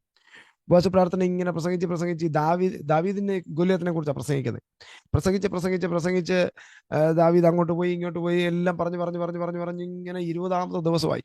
19 ദിവസമൊക്കെ ആയപ്പോഴത്തേനും ഒരു പയ്യൻ ഇങ്ങനെ ഇരുന്ന് വിഷമിച്ച് കഥ കേട്ടിട്ട് അങ്ങോട്ട്, കഥയപ്പം നറേഷൻ, ഈ കഥ കേട്ട് ഭയങ്കര ആവേശം കയറി പുള്ളി. ഈ ഗോലിയാത്തിനെ കൊല്ലുന്ന സീൻ പുള്ളി ഇങ്ങനെ കാത്തിരിക്കുക. ഈ 19ാമത്തെ ദിവസമായിട്ട് 20ാമത്തെ ദിവസമായിട്ട് ഈ സംഗതി നടക്കുന്നില്ല. അവസാനം സഹി എട്ടച്ച് ചോദിച്ചു, ഇന്നെങ്കിലും ഗോലിയാത്തിനെ കൊല്ലുമെന്ന് ചോദിച്ചു. എന്ന് പറഞ്ഞാൽ ഗോലിയാത്തിനെ കൊന്നു കഴിഞ്ഞാൽ പിന്നെ ടോപ്പിക്ക് തീർന്നു, പിന്നെ അതിനെപ്പറ്റി പ്രസംഗിക്കാനില്ലല്ലോ. ഞാൻ കളിയാക്കിയതല്ല. നമുക്ക് പുതിയ നിയമത്തിൽ യേശുക്രിസ്തുവിനെ കുറിച്ചുള്ള വെളിപ്പാടുകൾ, പരിശുദ്ധാത്മാവിനെ കുറിച്ചുള്ള കാര്യങ്ങൾ, ദൈവരാജ്യത്തെ സംബന്ധിച്ചുള്ള കാര്യങ്ങൾ, കൃപാവരങ്ങളെ സംബന്ധിച്ചുള്ള കാര്യങ്ങൾ, കർത്താവിന്റെ വരവിനെ സംബന്ധിച്ചുള്ള കാര്യങ്ങൾ, ദൈവരാജ്യത്തിനകത്ത് എങ്ങനെ ജീവിക്കണമെന്നുള്ള കാര്യങ്ങളെക്കുറിച്ച്, ഇതൊക്കെ നമ്മൾ കൂടുതൽ പ്രയോറിറ്റി കൊടുത്ത് സംസാരിക്കേണ്ടത്. ദാവീദിനെ കുറിച്ചും ഗോലിയാത്തിനെ കുറിച്ചും ഒക്കെ സംസാരിക്കുന്നത് തെറ്റാണെന്നല്ല. അതിനേക്കാൾ പ്രയോറിറ്റി കൊടുക്കേണ്ട സംഭവങ്ങൾ ഇവിടെ ഉള്ളപ്പോൾ നമ്മൾ ഇത് മറന്നേച്ച് അങ്ങോട്ട് പോകുന്നത് നമ്മൾ ഒന്ന് ചിന്തിക്കേണ്ടിയിരിക്കുന്നു എന്ന് നിങ്ങളുടെ ചിന്തയ്ക്ക് വേണ്ടി ഞാനൊരു കാര്യം പറഞ്ഞതേ ഉള്ളൂ. Praise God. ഇനി പഴയ നിയമം പറഞ്ഞത് തെറ്റാണെന്നൊന്നും ഞാൻ പറഞ്ഞില്ല കേട്ടോ, ഒന്ന് ചിന്തിച്ചാൽ മതി. Praise God, hallelujah. അപ്പൊ നമുക്ക് ഏറ്റവും കൂടുതൽ ഇമ്പോർട്ടൻസ് കൊടുക്കേണ്ടത് ആരാ? യേശുവിനെ പോലെ ആകാനാണ് നമ്മളിവിടെ. നമ്മൾ ദാവീദിനെ പോലെയും ഗോലിയാത്തിനെ പോലെയും മോശെ പോലും ആകാനല്ല നമ്മളിവിടെ ആയിരിക്കുന്നത്. നമ്മളിവിടെ ആക്കിയിരിക്കുന്നത് യേശുവിനെ പോലെ ആയിരിക്കാൻ വേണ്ടിയിട്ടാണ്. അപ്പൊ അതിനു വേണ്ടിയിട്ടുള്ള പ്രസംഗങ്ങൾ, അതിനു വേണ്ടിയിട്ടുള്ള ടോപ്പിക്കുകൾ നമ്മൾ തിരഞ്ഞെടുക്കണം. അത് നമുക്ക് അത്യാവശ്യമായിട്ടുള്ള കാര്യം. ഓക്കെ, ഇനി ആ ഭാഗത്തിലേക്ക് നമ്മൾ വരിക.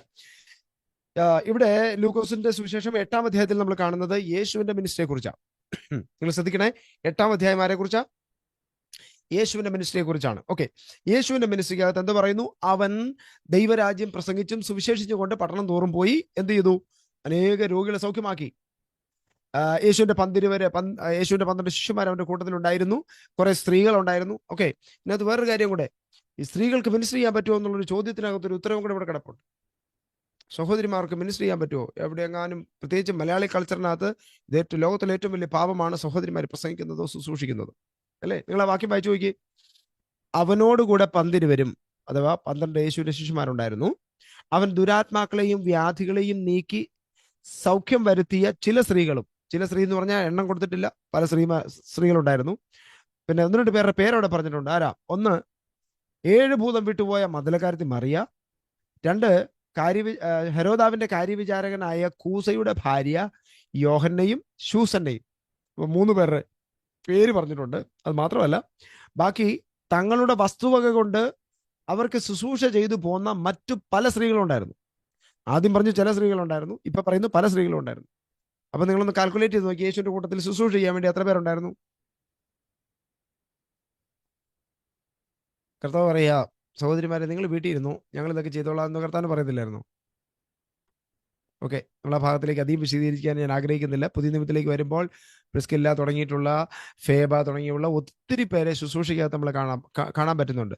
സോ ഇത് ഒരു വലിയ മഹാഭാവമായിട്ട് കാണുന്ന ആ ഒരു ശാപവും നമ്മുടെ സമൂഹത്തിൽ നിന്ന് മാറിപ്പോകട്ടെ എന്ന് നമുക്ക് പ്രാർത്ഥിക്കാം. സഹോദരിമാരും ശുശ്രൂഷയിൽ മുൻപോട്ട് വരട്ടെ. ഒത്തിരി നാളുകൊണ്ട് പറയുന്ന ഒരു കാര്യമാണത്. ഓക്കെ, എനിവേ 8ാമത്തെ അധ്യായത്തിൽ നമ്മൾ കാണുന്നത് യേശുവിന്റെ മിനിസ്ട്രിയാണ്. യേശുവിന്റെ മിനിസ്ട്രിക്കകത്ത് എന്തുവാ പ്രീച്ചിങ്ങിന്റെ ടോപ്പിക്ക്? ദൈവരാജ്യം. 9-ാം അധ്യായത്തിലേക്ക് വന്നേ. 9-ാം അധ്യായത്തിന്റെ 1-ാമത്തെ വാക്യത്തിൽ അവൻ 12 അടുക്കൽ വിളിച്ചിട്ട് അവരോട് പറഞ്ഞു, സകല ഭൂതങ്ങൾ മേലും വ്യാധികളെ സൗഖ്യമാക്കുവാനും അവർക്ക് ശക്തിയും അധികാരവും കൊടുത്തു. എന്നിട്ട് അവരോട് പറഞ്ഞു, ദൈവരാജ്യം പ്രസംഗിപ്പാനും രോഗികളെ സൗഖ്യം വരുത്തുവാനും അവരെ പറഞ്ഞയച്ചു. നമ്മൾ മുമ്പ് ഈ വാക്യം വായിച്ചു. ഈ 9-ാമത്തെ അധ്യായത്തിൽ ആരുടെ മിനിസ്ട്രിയെ കുറിച്ചാണ് പറയുന്നത്? നമ്മുടെ മിനിസ്ട്രിയാ. 8-ാം അധ്യായത്തിൽ ആരുടെ ആയിരുന്നു? യേശുവിന്റെ മിനിസ്ട്രിയാ. യേശു ചെയ്ത കാര്യത്തെക്കുറിച്ച് പറഞ്ഞു. യേശു എന്തോ ചെയ്തു? ദൈവരാജ്യം പ്രസംഗിച്ചു, രോഗികളെ സൗഖ്യമാക്കി. ഇവിടെ എന്തോ പറയുന്നു? ഇവിടെ അത് തന്നെ പറയുക. യേശു എന്ത് ചെയ്തു കാണിച്ചോ അത് തന്നെ ചെയ്യാൻ കർത്താവ് നമ്മളെ ഏൽപ്പിച്ചേക്കുക. ഞാൻ പറയുന്ന വാക്കുകൾ നിങ്ങൾക്ക് മനസ്സിലാവുന്നുണ്ടെന്ന് വിചാരിക്കുന്നു. യേശു എന്ത് ചെയ്തോ അത് തന്നെ കർത്താവ് ചെയ്ത് കാണിച്ചിട്ട് അതേ മാതൃക നമുക്ക് വെച്ചിട്ട് പറയും, നിങ്ങൾ അത് ചെയ്യാൻ. അപ്പൊ നമ്മൾ എന്തൊക്കെ ചെയ്യണം? യേശു എന്തൊക്കെ ചെയ്തു? യേശു ദൈവരാജ്യം പ്രസംഗിച്ചു, രോഗികളെ സൗഖ്യമാക്കി, ഭൂതങ്ങളെ പുറത്താക്കി, ഈ കാര്യങ്ങൾ ചെയ്തു. ഇനി അതിനകത്ത് വേറൊരു കാര്യം കൂടെ ചേർത്ത് പറയാൻ ഞാൻ ആഗ്രഹിക്കുന്നു. ഈ 8-ാമത്തെ അധ്യായത്തിലേക്ക് നമ്മുടെ കണ്ണോടിക്കുമ്പോൾ നമുക്ക് ഒരു കാര്യം കൂടെ അവിടെ മനസ്സിലാകും. ഇപ്പൊ നമ്മൾ കുറെ സ്ത്രീകളുടെ കാര്യം പറഞ്ഞല്ലോ. ഇവരൊക്കെ ആരായിരുന്നു യേശുവിന്റെ കൂട്ടത്തിൽ നടന്നിട്ട്? അതിന് 2-ാമത്തെ വാക്യത്തിൽ വായിക്കുന്നുണ്ട്, അവനോടുകൂടെ 12 വരും. 12 ആരായിരുന്നു? യേശുവിന്റെ ശിഷ്യന്മാരായിരുന്നു. അപ്പൊ യേശു ദൈവരാജ്യം പ്രസംഗിച്ചു, രോഗികളെ സൗഖ്യമാക്കി, ഭൂതങ്ങളെ പുറത്താക്കി എന്ന് പറഞ്ഞാൽ വിടുതൽ ശുശ്രൂഷ ചെയ്തു എന്ന് നമുക്ക് ജനറലി പറയാം, അല്ലെ? യേശു ദൈവരാജ്യം പ്രസംഗിച്ചു, വിടുതൽ ശുശ്രൂഷ ചെയ്തു, അങ്ങനെ നമുക്ക് ജനറലി അങ്ങ് പറയാം. ഇനി 3-ാമത് അവിടെ നടക്കുന്ന കാര്യം എന്തുവാ? യേശുവിന്റെ കൂടെ ഒരു കൂട്ടം ശിഷ്യന്മാരെ കൊണ്ടു നടന്ന് യേശു ഇതെല്ലാം പഠിപ്പിക്കുക. അപ്പൊ 3 കാര്യങ്ങൾ അവിടെ നടന്നതായിട്ട് നമുക്ക് ഇങ്ങനെ ചിന്തിക്കാൻ പറ്റും. ദൈവരാജ്യം പ്രസംഗിച്ചു, വിടുതൽ ശുശ്രൂഷ ചെയ്തു, ശിഷ്യന്മാരെ ഉളവാക്കി. 3 കാര്യം അവിടെ നടന്നു. ഇനി അടുത്ത വാക്യത്തിലേക്ക് വന്നേ. 9-ാമത്തെ അധ്യായത്തിലേക്ക് വരുമ്പോൾ അവിടെ എന്തുവാ കർത്താവ് പറയുന്നേ? നിങ്ങൾ പോകുമ്പോൾ ഈ 12 വരെ വിളിച്ചിട്ട് പറയുക, നിങ്ങൾ പോകുമ്പോൾ എന്തോ ചെയ്യണം? ദൈവരാജ്യം പ്രസംഗിക്കണം, വിടുതൽ ശുശ്രൂഷ ചെയ്യണം. എന്നിട്ട് പിന്നെ മത്തായി സുവിശേഷം അവസാനത്തെ അധ്യായത്തിലേക്ക് വരുമ്പോൾ കർത്താവ് എന്ത് പറഞ്ഞു? ഭൂലോകത്തിലൊക്കെയും പോയി സകല ജാതിയെ ശിഷ്യരാക്കണം. ഈ 3 കാര്യം, യേശു ചെയ്ത 3 കാര്യം ഇവിടെ നമ്മളോട് ആവശ്യപ്പെടുന്ന കാണുന്നത് മനസ്സിലാവുന്നുണ്ടോ? എനിക്കറിയില്ല, നിങ്ങൾ ഇന്നൊരു പ്രസംഗം കേൾക്കാനായിട്ട് ആയിരിക്കും ഇരുന്നത്. പക്ഷെ ഇന്നിപ്പം നമ്മളിങ്ങനെ സ്റ്റഡി ലെവലിൽ പോവുക, കുഴപ്പമില്ലെന്ന് വിചാരിക്കുന്നു. Praise God. നമ്മളെന്നും പ്രസംഗം എല്ലായിടത്തും കേൾക്കുന്നതല്ല. ഇങ്ങനെയുള്ള കാര്യങ്ങളൊക്കെ കേൾക്കാൻ നമുക്ക് വളരെ അപൂർവമായിട്ടല്ലേ കിട്ടുള്ളൂ. കുഴപ്പമില്ലല്ലോ. Praise God. നമ്മൾ ഈ കാര്യത്തെക്കുറിച്ച് നന്നായിട്ട് പഠിക്കണം. യേശു എന്ത് കാര്യത്തിന് ഇമ്പോർട്ടൻസ് കൊടുത്തു അതിന് നമ്മൾ ഇമ്പോർട്ടൻസ് കൊടുക്കുക. അതാണ് നമ്മൾ ഇന്ന് രാത്രി ഇതിനെക്കുറിച്ച് സംസാരിക്കുന്നത്. ഓക്കെ, 3 കാര്യങ്ങൾ അവിടെ യേശുവിന്റെ മിനിസ്ട്രിക്കകത്ത് നടന്നു. ദൈവരാജ്യം പ്രസംഗിച്ചു, വിടുതൽ ശുശ്രൂഷ ചെയ്തു, 3 ശിഷ്യന്മാരെ ഉളവാക്കി. 9-ാം അധ്യായത്തിൽ നമ്മളോട് എന്താ പറയുന്നത് കർത്താവ്? തന്റെ ശിഷ്യന്മാരോട് നിങ്ങളും ഇത് തന്നെ ചെയ്യണം. എന്ത് ചെയ്യണം? നമ്മളും ദൈവരാജ്യം പ്രസംഗിക്കണം. പ്രസംഗിക്കാൻ പറ്റുമോ? ഇതിനെക്കുറിച്ച് കേട്ടിട്ടുണ്ടല്ലോ അല്ലേ പറ്റുള്ളൂ, അല്ലേ? ഇപ്പൊ നമ്മുടെ പ്രസംഗത്തിന്റെ ടോപ്പിക് എന്തുമായിരിക്കണം? ദൈവരാജ്യം. കർത്താവ് നിങ്ങൾക്ക് ബൈബിൾ എഴുതിയേക്കുന്ന കാര്യമാണ്. നിങ്ങൾ പുറപ്പെടുമ്പോൾ ദൈവരാജ്യം പ്രസംഗിക്കണം. പിന്നെ രോഗികളെ പോകുന്ന വഴിക്ക് രോഗിയെ സൗഖ്യമാക്കാൻ പോകാനല്ല കർത്താവ് പറഞ്ഞേ. എന്താ കർത്താവ് പറഞ്ഞേ? ഇവിടേക്കാണ് നമ്മൾ ഈ സ്ലൈറ്റ്ലി മിസ്റ്റേക്ക് ചെയ്യുന്ന കാര്യം. കർത്താവ് ഭൂതങ്ങൾ നിങ്ങൾ പോയ എല്ലാ രോഗികളെ സൗഖ്യമാക്കി വരാനൊന്നുമല്ല കർത്താവ് പറഞ്ഞേ. കർത്താവ് പറഞ്ഞ് നിങ്ങൾ പ്രസംഗിക്കാൻ പോകണം, ദൈവരാജ്യം പ്രസംഗിക്കണം, പിന്നെ പോകുമ്പോൾ രോഗിയെ കണ്ടാൽ സൗഖ്യമാക്കിക്കണം. ഇത്ര കർത്താവ് പറഞ്ഞുള്ളൂ. അതെന്തിനു വേണ്ടിയാ? നിങ്ങൾ പറയുന്ന കാര്യങ്ങൾ പ്രൂവ് ചെയ്യാൻ വേണ്ടിയിട്ട് രോഗികളെ സൗഖ്യമാക്കിയൊക്കെ വന്നതാണ്. അവിടെ ചെന്നിട്ട് ആ രോഗിയുള്ള എല്ലാവരും ഇങ്ങോട്ട് വരട്ടെ, ഞാൻ സൗഖ്യമാക്കിയെന്ന് പറഞ്ഞ് കോൺട്രാക്ട് എടുത്ത് ഒരു പരിപാടിക്കൊന്നും പോകണ്ട. കാരണം കർത്താവ് ആരുടെയും കോൺട്രാക്ട് എടുത്തിട്ടുമില്ല, അല്ലെ? യേശുവിന്റെ അടുക്ക് വന്നവരെ എന്ത് ചെയ്തു? യേശു സൗഖ്യമാക്കി. ആമേൻ. ആര് യേശുവിന്റെ അടുക്ക് വന്നാലും യേശു സൗഖ്യമാക്കും. നമ്മൾ യേശുവിനെ കുറിച്ച് വായിക്കുന്നത് 4-ാം അധ്യായത്തിലൊക്കെ വായിക്കുന്നത് സകല രോഗികളെയും സകല ദീനക്കാരെയും യേശു സൗഖ്യമാക്കിയെന്ന. അത് കർത്താവ് ചെയ്യും. നമ്മളെ കൊണ്ട് അതാ ദൈവം ചെയ്യിക്കാൻ ആഗ്രഹിക്കുന്നത്. പക്ഷേ ആവശ്യമില്ലാത്ത കേസൊക്കെ പോയിട്ട് ടേക്ക പിടിച്ചിട്ട് ഞാൻ ഹീലിംഗ് മിനിസ്റ്റർ ചെയ്യുന്ന ആളാന്ന് പറഞ്ഞ് ആവശ്യമില്ലാത്ത മിനിസ്ട്രിക്ക് ഒന്നും പോകേണ്ട കാര്യമില്ല. നമ്മൾ എന്തോ ചെയ്യേണ്ടത്? ദൈവരാജ്യം പ്രസംഗിക്കണം. ആര് കർത്താവിനെ കുറിച്ച് അറിഞ്ഞില്ലയോ അവരോട് കർത്താവിനെ കുറിച്ച് പറയണം, ദൈവരാജ്യത്തെ കുറിച്ച് പ്രസംഗിക്കണം. അത് നമ്മുടെ ഡ്യൂട്ടിയാണ്. ഓക്കെ, ഇനി 10-ാമത്തെ അധ്യായത്തിലോട്ട് വന്നാട്ടെ.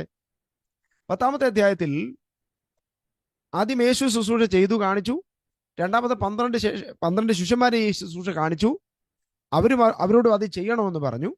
അതിനുശേഷം ഈ 10-ാമത്തെ അധ്യായത്തിലേക്ക് വരുമ്പോൾ നമുക്ക് കാണാം അനന്തരം കർത്താവ് വേറെ 70 പേരെ നിയമിച്ചു. 70 പേരെ നിയമിച്ചിട്ട് അവരോട് പറയുക, താൻ ചെല്ലുവാനുള്ള ഓരോ പട്ടണങ്ങളിലേക്കും സ്ഥലത്തേക്കും അവരെ തനിക്ക് മുൻപായി ഈരണ്ടായി അയച്ചു. അവരോട് പറഞ്ഞത്, കൊയ്ത്ത് വളരെ ഉണ്ട്, സത്യം വേലക്കാരോ ചുരുക്കം. ആകയാൽ കൊയ്ത്തിന്റെ യജമാനനോട് കൊയ്ത്തിന് വേലക്കാരെ അയക്കേണ്ടതിന് അപേക്ഷിപ്പീൻ. പോകുവീൻ, ചെന്നായ്ക്കളുടെ നടുവിൽ കുഞ്ഞാടികളെ പോലെ ഞാൻ നിങ്ങളെ അയക്കുന്നു, സഞ്ചിയും പൊക്കണവും എടുക്കരുത്. പിന്നെ താഴോട്ട് വരുമ്പോൾ ഈ ദൈവരാജ്യത്തെക്കുറിച്ച് പറയാൻ വേണ്ടിയിട്ട് തന്നെ അതിന്റെ 8ാമത്തെ വാക്യത്തിൽ, ഏത് പട്ടണത്തിലെങ്കിലും ചെന്നാൽ അവർ നിങ്ങളെ കൈക്കൊള്ളുന്നു എങ്കിൽ നിങ്ങളുടെ മുമ്പിൽ വെക്കുന്നത് ഭക്ഷിപ്പീൻ. അടുത്ത പറയുകയാണ്, അതിലെ രോഗികളെ സൗഖ്യമാക്കണം, ദൈവരാജ്യം നിങ്ങൾക്ക് സമീപിച്ചിരിക്കുന്നു എന്ന് അവരോട് പറയണം. അപ്പൊ 70 പേരെ നിയമിച്ചു. 12 പേരെ ആദ്യം നിയമിച്ചു, 70 പേരെ നിയമിച്ചു. സെയിം കാര്യം അവരോടും പറയുക. എന്നൊരു വലിയ ഗൗരവമായ കാര്യം നിങ്ങളോട് പറയാൻ വേണ്ടി ആഗ്രഹിക്കുക. ശ്രദ്ധിച്ചു കേൾക്കണേ. 12 പേരെ നിയമിച്ചു, സെയിം കാര്യം യേശു ചെയ്തത് തന്നെ ചെയ്യാൻ പറഞ്ഞു. എന്തൊക്കെയാ? ദൈവരാജ്യം പ്രസംഗിക്കണം, വിടുതൽ ശുശ്രൂഷ ചെയ്യണം, ശിഷ്യന്മാരെ ഉളവാക്കണം. ഈ 3 കാര്യങ്ങൾ ഇവിടെയും കർത്താവ് അത് തന്നെ പറയുക. ഈ 70 പേരെ നിയമിച്ചിട്ട് അവരോടും പറയുകയാണ്, നിങ്ങൾ എന്ത് ചെയ്യണം? ദൈവരാജ്യം പ്രസംഗിക്കണം, വിടുതൽ ശുശ്രൂഷ ചെയ്യണം, ശിഷ്യന്മാരെ ഉളവാക്കണം. അപ്പോൾ ഇതിനകത്ത് നമുക്ക് മനസ്സിലാക്കാൻ പറ്റുന്നൊരു വലിയ കാര്യം, യേശു 12 പേരെ ആക്കി, പിന്നെ 70 പേരെ ആക്കി. അതുകൊണ്ട് തീരുന്നില്ല. ഈ പ്രോസസ്സ് എന്ത് ചെയ്യണം? കണ്ടിന്യൂ ചെയ്യണം. കണ്ടിന്യൂ ചെയ്യുമ്പോൾ എന്തോ കാര്യങ്ങളൊക്കെ നടക്കണം. ഈ 3 കാര്യങ്ങൾ നടക്കണം. ഇത് 3 മറക്കല്ല കേട്ടോ. നമ്മുടെ എല്ലാവരുടെ ലൈഫിൽ, വ്യക്തിപരമായ ലൈഫിൽ ഇത് ഉണ്ടാവണം. രക്ഷിക്കപ്പെട്ടിട്ട് കുറെ നാളായെന്നും പറഞ്ഞ് കോളറും കുലിക്കൊണ്ട് നടന്നാൽ പോരാ. ഇതെല്ലാം നമ്മുടെ ലൈഫിൽ ഉണ്ടാവണം. എന്തോ? ദൈവരാജ്യത്തെക്കുറിച്ച് പ്രസംഗിക്കണം. നമ്മൾ ദൈവരാജ്യത്തെക്കുറിച്ച് ആൾക്കാരോട് പറയണം. അത് ഇൻഡിവിജ്വൽ ആയിട്ടാണെങ്കിലും അല്ലെങ്കിൽ എവിടെ അവസരം കിട്ടിയാലും ദൈവരാജ്യം പ്രസംഗിക്കാൻ നമ്മൾ എന്ത് ചെയ്യണം? തൽപരരായിരിക്കണം, ഒരുങ്ങിയിരിക്കണം. 1. 2, നമ്മളിലൂടെ വിടുതൽ ശുശ്രൂഷ നടക്കണം. ഈ അത്ഭുതത്തിന്റെ വീര്യപ്രവർത്തികളുടെ ശുശ്രൂഷയൊക്കെ ദൈവം ചിലരെ സ്പെഷ്യലി ഏൽപ്പിക്കുന്നുണ്ട്. അതവിടെ നിൽക്കട്ടെ. ഇത് കർത്താവ്, നിങ്ങൾ ആ 9ാമത്തെ അധ്യായത്തിലേക്കും തിരിച്ചു വന്നേ. 9ന്റെ 1 വായിച്ചേ. അവിടെ എന്തോ കർത്താവ് തന്റെ ശിഷ്യന്മാർക്ക് കൊടുത്തത്? 2 കാര്യങ്ങൾ കൊടുത്തത് നമുക്ക് കാണാൻ പറ്റുന്നുണ്ട്. അവൻ 12 പേരെ അടുക്കൽ വിളിച്ചിട്ട് സകല ഭൂതങ്ങളെയും വ്യാധികളെയും സൗഖ്യമാക്കുവാനും അവർക്ക് ശക്തിയും അധികാരവും കൊടുത്തു. ഈ 12 ശിഷ്യന്മാർക്കും ശക്തിയും അധികാരവും കൊടുത്തു. അപ്പോസ്തല പ്രവൃത്തി 1:8 എന്തോ വായിക്കുന്നത് നമ്മള്? അപ്പോസ്തല പ്രവൃത്തി 1:8, നിങ്ങൾ യെരൂശലേം വിട്ട് വാങ്ങിപ്പോകരുത്, എന്നോട് കേട്ട പിതാവിന്റെ വാഗ്ദത്തത്തിനായിട്ട് നിങ്ങൾ ഇവിടെ കാത്തിരിക്കണം. അങ്ങനെ കാത്തിരിക്കുമ്പോൾ എന്തോ സംഭവിക്കും? പരിശുദ്ധാത്മാവ് നിങ്ങളുടെ മേൽ വരും. പരിശുദ്ധാത്മാവ് നിങ്ങളുടെ മേൽ വരുമ്പോൾ അടുത്തെന്തോ എഴുതിയേക്കുന്നേ? ഓ ജീസസ്, നിങ്ങൾ ശക്തി ധരിച്ചിട്ട് യെരൂശലേമിലും യഹൂദയിലും ശമര്യയിലും എല്ലായിടത്തും ഭൂമിയുടെ അറ്റത്തോളം നിങ്ങൾ എൻ്റെ സാക്ഷികളാകും. അപ്പൊ പരിശുദ്ധാത്മാവ് വരുമ്പോൾ എന്തോ സംഭവിക്കും? ശക്തി ധരിക്കും. ഇവിടെ തന്നെ ശിശുമാർക്ക് കർത്താവ് എന്തോ കൊടുത്തേ? ശക്തി കൊടുത്തു, അധികാരവും കൊടുത്തു. എത്ര പേർക്ക് ഉള്ളത്തിൽ ആ ബോധ്യമുണ്ട്? എൻ്റെ മേൽ ശക്തിയും അധികാരവും ഉണ്ട്. ഒരു ദൈവ പൈതലാണോ, കർത്താവിന്റെ ശിഷ്യനാണോ, എന്തുകൊണ്ട്? നമ്മുടെ മേൽ ശക്തിയുണ്ട്, അധികാരമുണ്ട്. ആത്മാവ് നമ്മുടെ മേലുണ്ടോ? നമ്മുടെ മേൽ ശക്തിയും അധികാരവും ഉണ്ട്. ഒരു വാക്കുകൂടെ ഞാൻ ഇറക്കി പറയാം. എഫീസ് ലേഖനം 1:19 നമ്മൾ വായിക്കുമ്പോൾ, 18 തൊട്ട് താഴോട്ട് വായിക്കുമ്പോൾ, ഈ ദൈവശക്തി ദൈവജനത്തിന്റെ അകത്തുണ്ട് എന്ന് പൗലോസ് പറയുക. അതിനെ തിരിച്ചറിയാൻ വേണ്ടി സഭയ്ക്ക് വേണ്ടി പ്രാർത്ഥിക്കുക. പ്രാപിക്കാൻ വേണ്ടിയല്ല. വാക്ക് ശ്രദ്ധിക്കണേ. പ്രാപിക്കാൻ വേണ്ടിയല്ല പ്രാർത്ഥിക്കുന്നത്. വിശ്വാസികളോട് പറയുക, നിങ്ങളുടെ അകത്ത് ഇതുണ്ട്, നിങ്ങൾ ഇതിനെ തിരിച്ചറിയണം. ഇന്ന് രാത്രി നമ്മളും ആ പ്രാർത്ഥന ഒന്ന് പ്രാർത്ഥിച്ചാൽ നല്ലതായിരിക്കും, അല്ലേ? നമ്മുടെ അകത്ത് ആ ചങ്കത്തോട്ട് കൈവച്ചിട്ടൊന്ന് പറയാമോ? എൻ്റെ അകത്ത് ഇതുണ്ട്, എനിക്കിത് പിടികിട്ടാഞ്ഞിട്ടാ, അല്ലേ? ഒന്ന് പിടികിട്ടിയാൽ മതി. സംഗതി എവിടെ ഉണ്ട്? സംഗതി അകത്തുണ്ട്. നമ്മുടെ മേൽ ശക്തിയുണ്ട്, അധികാരമുണ്ട്. ആ ശക്തിയെക്കുറിച്ച് അധികാരത്തെക്കുറിച്ച് ഞാൻ വിശദീകരിക്കാൻ ആഗ്രഹിക്കുന്നില്ല. എനിക്ക് തോന്നുന്നു പരിശുദ്ധാത്മാവിന്റെ ക്ലാസ്സിൽ നമ്മൾ പരിശുദ്ധാത്മാവിനെ കുറിച്ച് എടുത്ത ക്ലാസ്സിനകത്ത് അത് വിശദീകരിച്ചിട്ടുണ്ടെന്ന് എൻ്റെ ഓർമ്മ. Praise God. രാത്രി നമ്മൾ ആ ശക്തിയെ എക്സസൈസ് ചെയ്യുന്നവരായി മാറട്ടെ. നമ്മുടെ അകത്ത് എന്തോ ഉണ്ട്? ശക്തിയുണ്ട്. പാവപ്പെട്ട നമ്മുടെ മുഖത്ത് നോക്കിയാൽ അതൊന്നും മനസ്സിലാകത്തില്ല എന്നുള്ളത് വേറൊരു വസ്തുത. എന്നാൽ പോലും നമ്മുടെ അകത്ത് എന്തോ ഉണ്ട്, അല്ലേ? ആ കണ്ണാടിയിലൊക്കെ ഒന്ന് നോക്കിയാൽ മുഖത്തിന്റെ ഇരിപ്പും ആ ഭാവവും ഒക്കെ ഒന്ന് കണ്ടോ? മണി 10:30 വിശക്കുന്നുമുണ്ട്, കഞ്ഞിയും കുടിക്കാൻ പറ്റിയില്ല, ഈ പുള്ളിയോട്ട് നിർത്തുന്നുമില്ല, അല്ലേ? ദൂത് കേൾക്കാന്ന് വിചാരിച്ചു വന്നാൽ അതുകൊട്ട് ഇല്ല താനും. പക്ഷെ നമ്മുടെ അകത്ത് എന്തോ ഉണ്ട്? ഏറ്റവും വലിയ ദൂത ഇന്ന് രാത്രി നിങ്ങളോട് പറയുന്നത്, യേശുവിന് പകരം കർത്താവ് നിങ്ങളെ ഭൂമിയിലാക്കിയേക്കുക. അത് തിരിച്ചറിയാനുള്ള ആ ദൈവിക വെളിപ്പാട് ഇന്ന് രാത്രി നമ്മുടെ അകത്ത് കയറട്ടെ. ഏറ്റവും വലിയ പ്രവചനം അത്. ഈ ലോകത്തിൽ നമ്മളോടുള്ള ഏറ്റവും വലിയ പ്രവചനം ഇതാണ്. യേശു ചെയ്തതുപോലെ, യേശു ചെയ്ത ശുശ്രൂഷകൾ അതേ ലെവലിലും അതേ നിലയിലും നിലവാരത്തിലും അതേ സ്റ്റാൻഡേർഡിൽ ചെയ്യാൻ ഈ ലോകത്തിൽ തിരഞ്ഞെടുക്കപ്പെട്ട, ആക്കി വെക്കപ്പെട്ട വ്യക്തികളാണ് നമ്മളെല്ലാവരും. ഒന്ന് കരങ്ങളെ ഉയർത്തി ആമേൻ പറയാൻ പറ്റുമെങ്കിൽ? Yes, hallelujah. യേശുവിന് പകരം യേശുവിനെ പോലെ ഈ ലോകത്തിൽ ശുശ്രൂഷ ചെയ്യാൻ നിയോഗം ലഭിച്ച ആളാ ഞാൻ. അങ്ങനൊന്ന് പറയാമോ നിങ്ങളെക്കുറിച്ച് തന്നെ? നമ്മളിപ്പോൾ നമ്മളെക്കുറിച്ച് പറയുന്നത് എന്താണെന്നറിയോ? ഓ, നമ്മൾ ഏഴകളും പുഴുക്കളും കൃമികളുവാ എന്ന് പറഞ്ഞ് നമ്മൾ നടക്കുക. നമ്മൾ ഏഴയും പുഴുവും കൃമിയും ഒന്നും അല്ല. കർത്താവ് നമ്മളെ കർത്താവിന് പകരമാക്കി വെച്ചേക്ക് ഈ ലോകത്തിൽ. We are like kings on this earth. നമ്മൾ ഈ ലോകത്തിൽ നമ്മുടെ ജീവിതം എന്തോന്നറിയാം? We are like kings. രാജാവ് നമ്മുടെ അകത്ത് വാഴുക.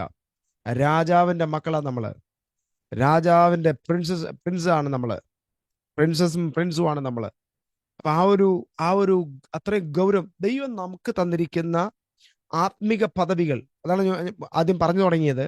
സ്വർഗത്തിലെ സകല ആത്മീക അനുഗ്രഹത്താലും ക്രിസ്തുവിൽ നമ്മെ അനുഗ്രഹിച്ചിരിക്കുന്ന നമ്മുടെ ദൈവവും പിതാവുമായ വാഴ്ത്തപ്പെട്ടവനെന്ന് പറയാൻ കാരണം, ദൈവം നമുക്ക് തന്നിരിക്കുന്ന ആത്മിക അനുഗ്രഹങ്ങളിൽ പ്രധാനപ്പെട്ടതാണ് നമുക്ക് തന്നിരിക്കുന്ന ഈ ഒരു ആത്മപദവി. എന്തുവാ? യേശുവിനെ പോലെ നമ്മൾ ഈ ഭൂമി വെച്ചിരിക്കുക. എനിക്ക് തോന്നുന്ന പരിശുദ്ധാത്മാവിന്റെ ക്ലാസ് എടുത്തപ്പോൾ നമ്മൾ ആ വാക്യങ്ങളൊക്കെ വായിച്ചതാ. 1 യോഹന്നാൻ 4:17 നിങ്ങൾ ഓർക്കുന്നുണ്ടെന്ന് വിചാരിക്കുന്നു. അവൻ ഇരിക്കുന്നത് പോലെ നമ്മൾ ഈ ലോകത്തിൽ ഇരിക്കുന്നു. അല്ലേ? വായിച്ചിട്ട് ഓർമ്മയുണ്ടോ? അവൻ ഇരിക്കുന്നത് പോലെ നമ്മൾ ഈ ലോകത്തിൽ ഇരിക്കുന്നു. ഇത് നമ്മുടെ ആത്മിക പദവിയാ.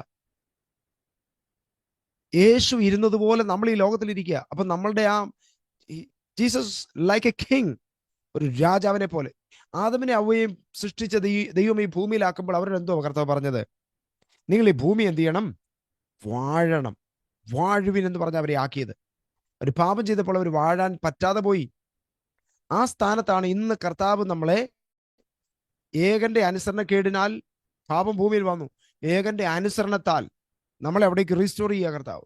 ഏകന്റെ അനുസരണത്താൽ, യേശു ക്രിസ്തു എന്ന ആ കുഞ്ഞാടിന്റെ അനുസരണത്താൽ, യാഗത്താൽ നമ്മളെ ആ ഒരു സ്പിരിച്വൽ പദവിക്കകത്തേക്ക് റീസ്റ്റോർ ചെയ്തു. ഇപ്പൊ നമ്മൾ പ്രാർത്ഥിക്കുമ്പോൾ രോഗികൾ സൗഖ്യമാകുന്നു. നമ്മൾ പ്രാർത്ഥിക്കുമ്പോൾ ഭൂതങ്ങൾ വിട്ടുപോകുന്നു. അധികാരവും ശക്തിയും നമുക്ക് കർത്താവ് തന്നു. എന്തുകൊണ്ടാണ് സംഭവിക്കുന്നത്? നമ്മൾ സ്പിരിച്വലി ആ പദവിയിലേക്ക് റീസ്റ്റോർ ആയതുകൊണ്ടാണ്. ആത്മിക അനുഗ്രഹത്തിന്റെ പ്രധാനപ്പെട്ട ഒരു സംഭവമാണ് നമ്മൾ ജീവിതത്തെ കർത്താവിന് വേണ്ടി സമർപ്പിക്കുമ്പോൾ, കർത്താവിനെ സ്വന്തം രക്ഷിതാവും കർത്താവുമായി സ്വീകരിക്കുമ്പോൾ, രക്ഷിക്കപ്പെട്ട് കഴിയുമ്പോൾ, സ്നാനപ്പെട്ട് കഴിയുമ്പോൾ, നമ്മൾ ക്രിസ്തുവിനെ ധരിച്ചിട്ട് നമ്മൾ സ്പിരിച്വലി നമ്മുടെ പദവിയിലേക്ക് നമ്മൾ റീസ്റ്റോർ ആകുക. ആ പദവിക്കകത്ത് നിന്നുകൊണ്ട് കമാൻഡ് ചെയ്താൽ രോഗികൾ സൗഖ്യമാകും, ഭൂതങ്ങൾ പുറത്താകും. അതുകൊണ്ടാണ് സംഭവിക്കുന്നത്. എത്ര പേർക്ക് ഇന്ന് രാത്രി ആത്മപദവി മനസ്സിലാവുന്നുണ്ട്? രാത്രി 10 മണിക്കും 10:30ക്കും ഒക്കെ ഈ ആത്മപദവിയെ കുറിച്ച് പറഞ്ഞാൽ മനസ്സിലാവാൻ അല്പം ബുദ്ധിമുട്ടാണ്. നിങ്ങൾ നാളെ പറ്റുമെങ്കിൽ ഇതൊന്നുകൂടെ കേട്ടാൽ മതി. രാത്രി 10 എന്നൊക്കെ പറഞ്ഞ ഒരു ഉറക്കത്തിന്റെ മൂഡിലേക്കൊക്കെ വരുന്നതായതുകൊണ്ട് ഈ ആത്മപദവി എന്നൊക്കെ പറയുമ്പോൾ ഇങ്ങനെ കണ്ണ് തെളിച്ച് വരുന്നത് ചോദിക്കുക, പക്ഷെ എന്തോ പറഞ്ഞ് പിടികിട്ടാൻ അല്പം സാധ്യത കുറവാണ്. പക്ഷെ നിങ്ങൾ നാളെ പിന്നീടൊന്ന് കേട്ടാൽ മതി. Praise God. നമ്മൾ കർത്താവിന്റെ സന്നിധിയിലേക്ക് വരുമ്പോൾ എന്താ സംഭവിക്കുന്നത് അറിയാമോ? നമ്മുടെ പാപജീവിതത്തെ ഉപേക്ഷിച്ച് നമ്മൾ കർത്താവിനെ അകത്ത് സ്വീകരിച്ച് കർത്താവ് നമ്മുടെ കിങ്ഷിപ്പ് ഏറ്റെടുത്ത് കഴിയുമ്പോൾ, നമ്മൾ അടുത്ത ആ ഭാഗത്തിലേക്ക് വരും. കർത്താവ് നമ്മുടെ ഹൃദയത്തിന്റെ കിങ്ഷിപ്പ് ഏറ്റെടുത്ത് കഴിയുമ്പോൾ നമ്മൾ സ്പിരിച്വലി റീസ്റ്റോർ ആകുക. ആത്മപദവിയിൽ നമ്മൾ റീസ്റ്റോർ ആകുക. ആ ആത്മപദവി എന്ന് പറഞ്ഞാൽ കുറെ കൂടെ വ്യക്തമായിട്ട് ഞാൻ പറയാം. ഈ ലോകത്തിൽ പിശാചിന് ചില അധികാരങ്ങളും ശക്തിയും അവന് ചെയ്യാൻ പറ്റുന്ന ചില കാര്യങ്ങളൊക്കെ ഉണ്ട്. നമ്മൾ ഈ ആത്മപദവിയിലേക്ക് വരുമ്പോൾ, കർത്താവിന്റെ സന്നിധിയിൽ റിസ്റ്റോർ ആകുമ്പോൾ എന്താ സംഭവിക്കുന്ന അറിയാമോ? ഈ പൈശാചിക മണ്ഡലങ്ങളുടെ ഒക്കെ മുകളിലേക്ക് നമ്മൾ കയറുക ചെയ്യുന്നത്. ആത്മപദവി നമ്മൾ കയറുക. ഞാനതൊരു ഉദാഹരണം പറയാം. ഇപ്പം നമ്മളൊരു റെഡ് ലൈറ്റിൽ ചെന്നപ്പോൾ ഒരു തെറ്റ് കാണിച്ചു, അല്ലെങ്കിൽ റെഡ് ലൈറ്റ് ജമ്പ് ചെയ്തു. പോലീസ് നമ്മളെ പിടിച്ചെന്ന് വിചാരിക്കട്ടെ. പോലീസ് പിടിച്ചു, നമ്മൾ തെറ്റ് ചെയ്തു. പോലീസ് പിടിക്കുമ്പോൾ നമ്മൾ എങ്ങനെ പോവും? നമ്മുടെ തല നേരെ താഴും. സോറി സാറേ എന്ന് പറഞ്ഞ് നമ്മൾ പുറകെ നടക്കും, അല്ലേ? എന്തുകൊണ്ടാ? നമ്മൾ തെറ്റ് ചെയ്തു. അപ്പൊ അദ്ദേഹത്തിന്റെ ആ അധികാര പരിധിയുടെ താഴെ വന്നു, നമ്മൾ കീഴിലേക്ക് വന്നു, നമ്മൾ സബോർഡിനേറ്റ് ആയി. ഇനി നിങ്ങൾ തെറ്റ് ചെയ്തില്ലെന്ന് വിചാരിച്ചു. നമ്മൾ ആരും തെറ്റ് ചെയ്തില്ല. നമ്മൾ നിയമത്തിന് പോലീസ് നമ്മളെ അനാവശ്യമായി പിടിച്ചിട്ട് പറഞ്ഞു ഇങ്ങോട്ട് വാ എന്ന് പറഞ്ഞ് നിങ്ങൾക്ക് പിഴ അടിക്കാൻ പോവാന്ന് പറഞ്ഞാൽ അപ്പൊ നമ്മൾ എന്ത് പറയും?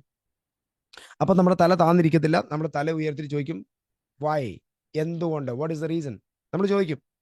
നമുക്കറിയാം നമ്മൾ തെറ്റ് ചെയ്തിട്ടില്ലെന്ന്. അപ്പൊ തെറ്റ് ചെയ്യാതിരിക്കുമ്പോൾ നമ്മൾ ഓട്ടോമാറ്റിക്കലി ആ നിയമത്തിന്റെ മുകളിലാണ്. തെറ്റ് ചെയ്താൽ നമ്മൾ ആ നിയമത്തിന്റെ അടിയിൽ വരും. ഇതാണ് സ്പിരിച്വലി സംഭവിക്കുന്നത്. പാപം ചെയ്യുമ്പോൾ പൈശാചിക അധികാരങ്ങളെ അകത്ത് പോകും, നമ്മൾ അതിനടിയിൽ പോകും. നമ്മൾ പാപം ചെയ്യാതിരിക്കുമ്പോൾ വിശുദ്ധിക്കകത്ത് തന്നെ പവറുണ്ട്. ആ വിശുദ്ധിക്ക് മുകളിൽ നമ്മൾ വരുമ്പോൾ, ആ വിശുദ്ധിയിൽ മെയിൻറ്റെയിൻ ചെയ്യുമ്പോൾ, കർത്താവിനെ സ്വന്തം രക്ഷിതാവും കർത്താവുമായി സ്വീകരിച്ച് ആ പുത്രത്വത്തിലേക്ക് നമ്മൾ വരുമ്പോൾ നമ്മൾ ആ സ്പിരിച്വൽ ഹൈരാർക്കിയിലേക്ക് മുകളിലേക്ക് പോവുക. ഞാൻ അല്പം കൂടെ ഒന്ന് വിശദമാക്കിയിട്ട് പറയാം ഒന്നുകൂടെ ഒന്ന് വിശദമാക്കി പറയാം നിങ്ങൾക്ക് മനസ്സിലാകാൻ വേണ്ടിയിട്ട്. ഈ ലോകത്തിൽ ഡെഡ് ആയിട്ടുള്ള തിങ്സ് ഉണ്ട്, നോൺ ലിവിങ് തിങ്സ് ഉണ്ട്. ഇപ്പൊ ജീവനില്ലാത്ത വസ്തുക്കളുടെ മുകളിലാണ് ജീവനുള്ള ജീവികൾ, അല്ലേ? ജീവനുള്ള ജീവികൾ ഓട്ടോമാറ്റിക്കലി അതിന്റെ മുകളിൽ ഹൈരാർക്കി വെച്ച് നോക്കി കഴിഞ്ഞാൽ. ഇനി ആ ജീവജാലങ്ങളുടെയും മുകളിലാണ് മനുഷ്യനെ ദൈവം വെച്ചിരിക്കുന്നത്, മനുഷ്യജീവികൾ, അല്ലെ? സാധാരണ മനുഷ്യൻ എന്ന് പറഞ്ഞാൽ ആ മനുഷ്യന് ജീവികളെ കൊല്ലാനോ അല്ലെ അതിന്റെ മേൽ അധികാരം നടത്താനോ ഉള്ള ഒക്കെ കപ്പാസിറ്റിയും കാര്യങ്ങളൊക്കെ ഉണ്ട്. ബട്ട് നോൺ ലിവിങ് തിങ്സ്, ജീവനില്ലാത്തത്, പിന്നെ ജീവനുള്ള ജന്തുജാലങ്ങൾ, അതിന്റെ മുകളിലാണ് മനുഷ്യന്റെ പദവി എന്ന് പറയുന്നത്. ഇനി അതിന്റെ മുകളിലാണ് പൈശാചിക മണ്ഡലങ്ങൾ എന്ന് പറയുന്നത്. അതിന് മണ്ഡല പൈശാചിക മണ്ഡലങ്ങൾ. അതുകൊണ്ടാണ് പിശാച് വിചാരിച്ചാൽ പലരെയും രോഗികളാക്കുന്നതും പലരെയും ബുദ്ധിമുട്ടിലാക്കുന്നതും ഒക്കെ. പിശാച് അങ്ങനെ ആ മനുഷ്യന്റെ മണ്ഡലത്തിന് മുകളിലാണ് പൈശാചിക അധികാരങ്ങൾ, പിശാചിന്റെ ശക്തിയും കാര്യങ്ങളും ഒക്കെ. ഓക്കെ, ഇനി അതിന്റെയും മുകളിലാണ് സ്വർഗീയ ദൂതന്മാരുടെ പദവികൾ. ദൂതന്മാർ പറഞ്ഞാൽ പിശാചിന് കേട്ടേ പറ്റൂ.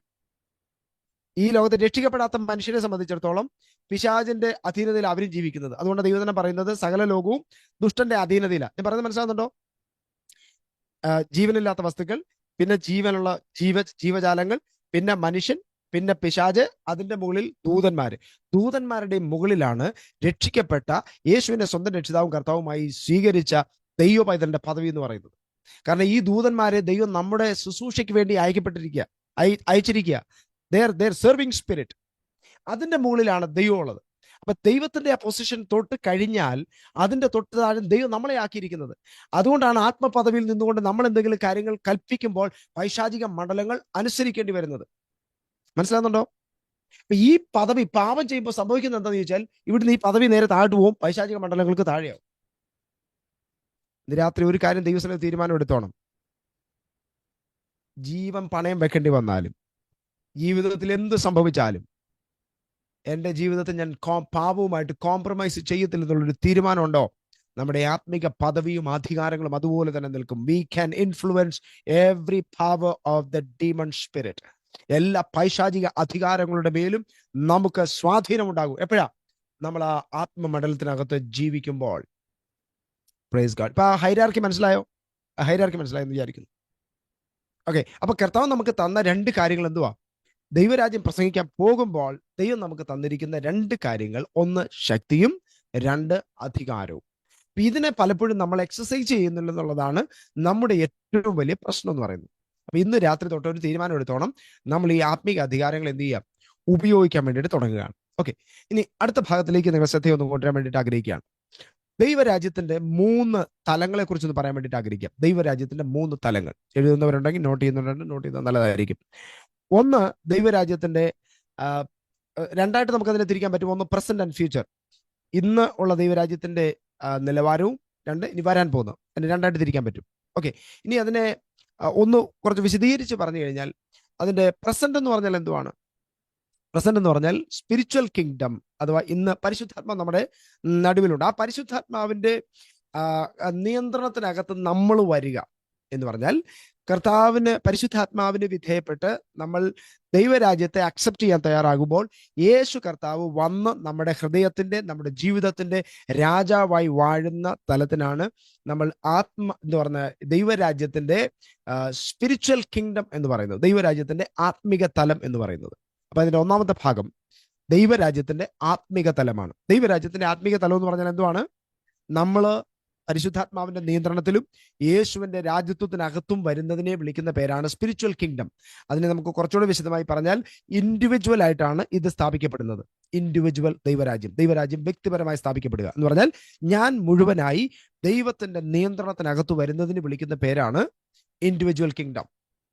ഇൻഡിവിജ്വൽ കിങ്ഡം അഥവാ ദൈവരാജ്യത്തിന് ആത്മരാജ്യം എന്നതിനെ വിളിക്കാൻ പറ്റും. ഓക്കെ, ഇതാണ് ഇപ്പോഴത്തെ പ്രസന്റ് കണ്ടീഷൻ. അതിനകത്ത് ഒരു വാക്കുകൂടെ ചേർത്ത് ഞാൻ പറയാൻ ആഗ്രഹിക്കുന്നു. നമ്മൾ മൈ ലോഡ് എന്ന് പറയുന്ന ഒരു വേർഡ് ഉണ്ടല്ലോ, മൈ ലോഡ്. നമ്മളത് പലപ്പോഴും അതൊരു കോർട്ടിലെ ഭാഷയാണ് എന്ന് പറഞ്ഞാൽ, കോർട്ടിൽ ചെന്നിട്ട് നമ്മൾ ജഡ്ജിനെ നോക്കിയിട്ട് പറയാണ് മൈ ലോഡ്. എന്താ അതിന്റെ അർത്ഥം? മൈ ലോഡ് എന്ന് പറഞ്ഞു കഴിഞ്ഞാൽ ആ ജഡ്ജ്, ഇപ്പൊ രണ്ട് പാർട്ടികൾ തമ്മിൽ വഴക്കുണ്ടായി, അവർ രണ്ടുപേരും അവരുടെ വാദങ്ങളുമായിട്ട് ജഡ്ജിന്റെ മുമ്പിൽ വരികയാണ്. ആ ജഡ്ജ് എന്തോ ആണോ ഫൈനലി ഇത് രണ്ടും കേട്ടതിന് ശേഷം പറയുന്നത്, ആ വാക്കായിരിക്കും ആ രണ്ടുപേരുടെയും ജീവിതത്തിലെ, അവരുടെ ലൈഫിലെ ഫൈനൽ വേർഡ്. ആ ജഡ്ജ് പറയുന്ന വേർഡാണ് ഫൈനൽ വേർഡ്. തെറ്റാകട്ടെ ശരിയാകട്ടെ, ആ ജഡ്ജ് പറയുന്നതിന് അപ്പുറത്തോട്ട് ഇപ്പുറത്തോട്ട് ഒന്നുമില്ല. അതുകൊണ്ടാണ് അദ്ദേഹത്തെ വിളിക്കുന്നത് മൈ ലോർഡ്, കർത്താവേ എന്ന് വിളിക്കുന്നത്. മൈ ലോർഡ് അതിന്റെ മലയാള പരിഭാഷയാണ് കർത്താവ് എന്നുള്ള പദം. ഓക്കെ, മൈ ലോർഡ് എന്നൊരാളെ വിളിച്ചാൽ, ജഡ്ജിനെ വിളിച്ചാൽ അതിന്റെ അർത്ഥം അങ്ങ് എന്തു പറയുന്നോ അതായിരിക്കും എൻ്റെ ലൈഫിലെ ഫൈനൽ വേർഡ്. ഇനി നമ്മൾ ദൈവദിനത്തിലേക്ക് വന്നു കഴിഞ്ഞാൽ എൻ്റെ കർത്താവും എൻ്റെ ദൈവമായുള്ളവയെ നമ്മൾ കർത്താവിനെ വിളിക്കുന്നുണ്ട്. അപ്പൊ കർത്താവിനെ നമ്മൾ എൻ്റെ കർത്താവേ മൈ ലോർഡ് എന്ന് വിളിക്കുമ്പോൾ എന്താ അതിന്റെ അർത്ഥം? എൻ്റെ കർത്താവേ, എൻ്റെ ലൈഫിൽ എന്ത് സംഭവിച്ചാലും എന്താണെങ്കിലും എൻ്റെ കർത്താവ് പറയുന്ന എൻ്റെ ലൈഫിലെ ഫൈനൽ വേർഡ്, അതിനാണ് മൈ ലോർഡ് എന്ന് പറയുന്നത്.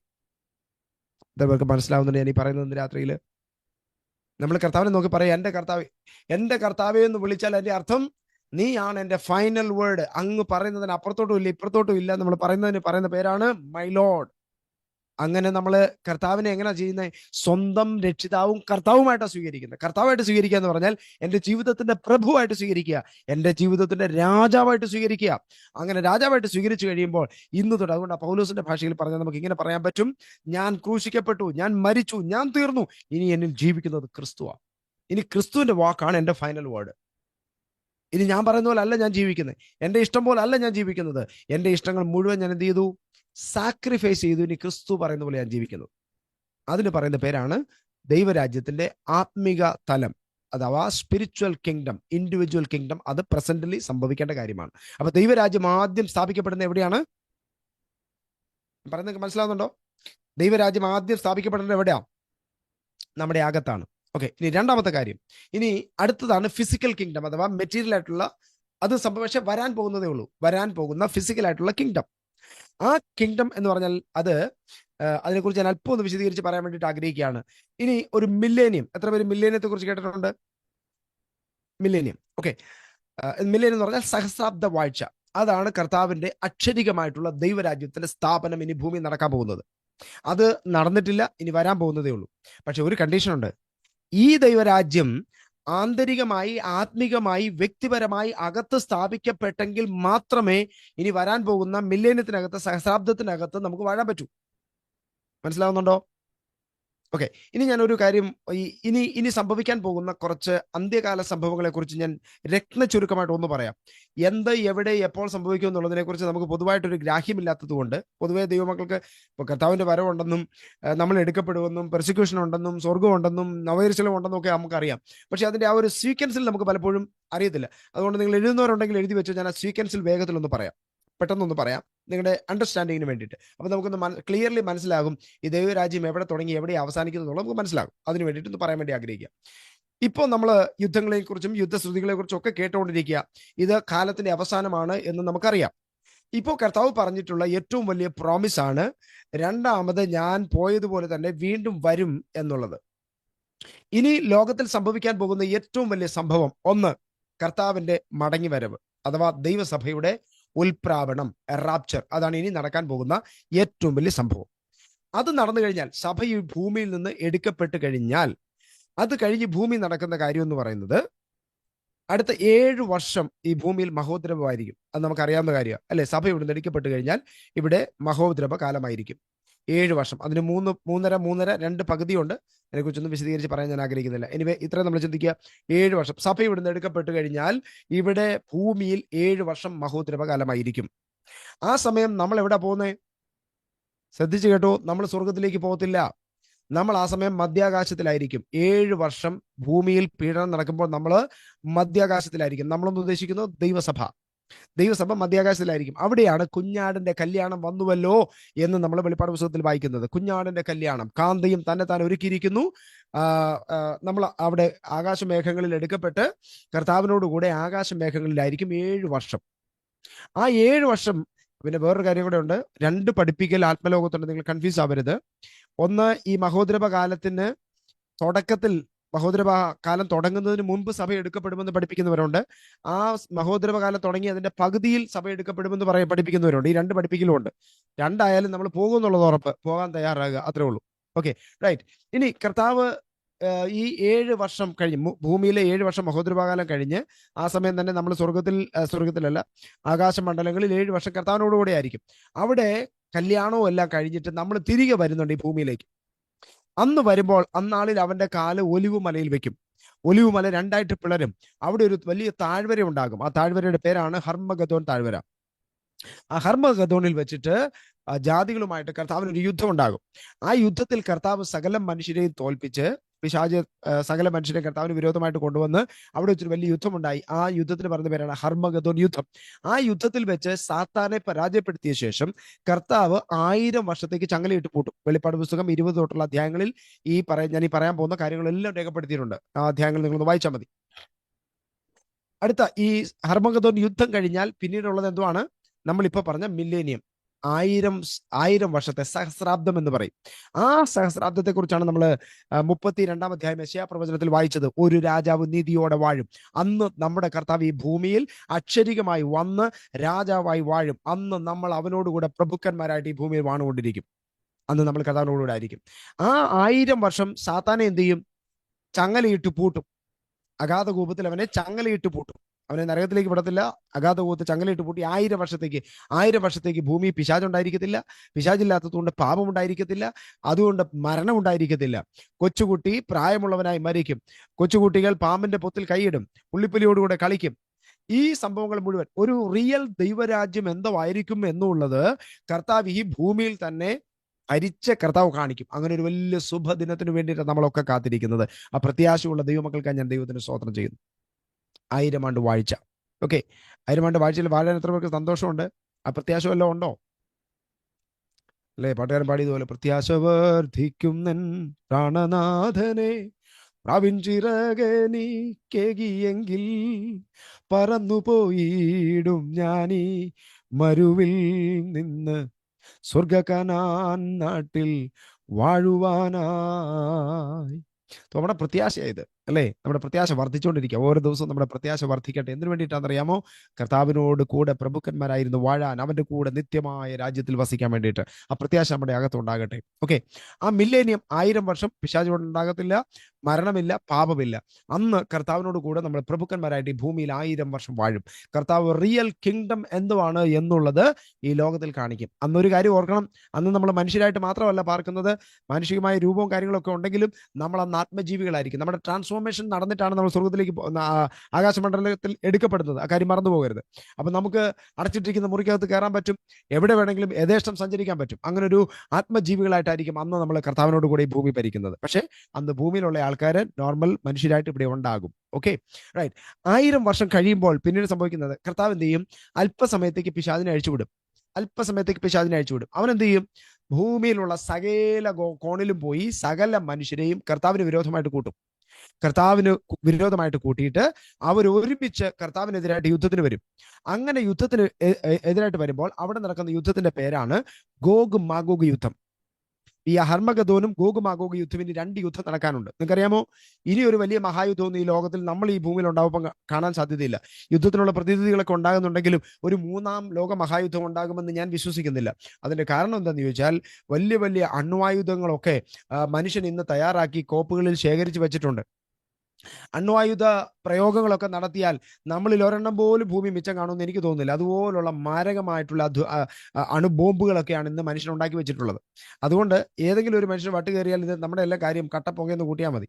അതുകൊണ്ട് ഞാൻ പൂർണ്ണമായിട്ട് വിശ്വസിക്കുന്നു, ഈ ഹർമ്മഗദോൻ വരുന്നത് വരെ ഇനിയൊരു 3-ാം ലോക മഹായുദ്ധം ഉണ്ടാവാൻ യാതൊരു സാധ്യതയില്ല. പക്ഷെ യുദ്ധങ്ങൾ ഉണ്ടായിക്കൊണ്ടിരിക്കും. മഹായുദ്ധം മഹായുദ്ധം ഉണ്ടാവാൻ വളരെ സാധ്യത കുറവാണ്. പക്ഷെ അതിന്റെ പ്രിപ്പറേഷനാണ് ഇപ്പൊ നടന്നുകൊണ്ടിരിക്കുന്നത്. ആദ്യത്തെ യുദ്ധം ഗോഗ് മാഗോഗ് യുദ്ധം, 1000 വർഷത്തിന് മുമ്പ്. 1000 വർഷം കഴിയുന്നതോടെ നടക്കുന്ന യുദ്ധത്തിന്റെ പേരാണ് ഗോഗ് മാഗോഗ് യുദ്ധം. ആ യുദ്ധം കഴിഞ്ഞാൽ അവിടെ കർത്താവ് സകല മനുഷ്യനെയും കർത്താവിനെതിരായിട്ടുള്ള പിശാചിനെയും പരാജയപ്പെടുത്തിയ ശേഷം പിശാചിന്റെ ട്രിനിറ്റിയായ സാത്താനെയും കള്ളപ്രവാചകനെയും പാമ്പിനെയും പിശാചിന്റെ മുഴുവൻ ലോകത്തെയും എന്നേക്കുമായി നരകത്തിലേക്ക് തള്ളിവിടും. എന്നിട്ട് ഈ ഭൂമിയെ കർത്താവ് ശുദ്ധീകരിക്കും. അതിനുശേഷം അപ്പൊ നമ്മൾ വായിക്കുന്നു, ആകാശം കൊടുമുഴക്കത്തോടെ മാറിപ്പോയി. ആകാശവും പിന്നെ കണ്ടില്ല, ഭൂമി കണ്ടില്ല, ചന്ദ്രനെ കണ്ടില്ല, ഒന്നുമില്ല. ഒരു ശൂന്യത്തിന് മേൽ ദൈവം എന്ത് ചെയ്യും? ഒരു വലിയ സിംഹാസനത്തെ കൊണ്ടുവന്ന് വയ്ക്കും. നമ്മൾ 20-21 അധ്യായങ്ങൾ വായിക്കുന്നുണ്ട്. ആ സിംഹാസനത്തിന് പറയുന്ന പേരാണ് വൈറ്റ് ത്രോൺ ജഡ്ജ്മെന്റ്, വെള്ള സിംഹാസന ന്യായവിധി. കർത്താവ് ആ വെള്ള സിംഹാസന ന്യായവിധിയുടെ മുമ്പിൽ നമ്മൾ വായിക്കുന്നുണ്ട്, അന്ന് ആദാം മുതൽ ഇങ്ങോട്ട് മരിച്ചിട്ടുള്ള സകല ആബാലവൃദ്ധം മനുഷ്യരും കർത്താവിന്റെ ന്യായാസനത്തിന് മുൻപാകെ നിൽക്കുന്നത് ഞാൻ കണ്ടു എന്ന് യോഹന്നാൻ വെളിപ്പാട് വാതിൽ കാണുന്നു. ആ അസംഖ്യം ജനം, ആബാലവൃദ്ധം ജനങ്ങൾ നിൽക്കുന്ന ഒരു ദിവസമുണ്ട്.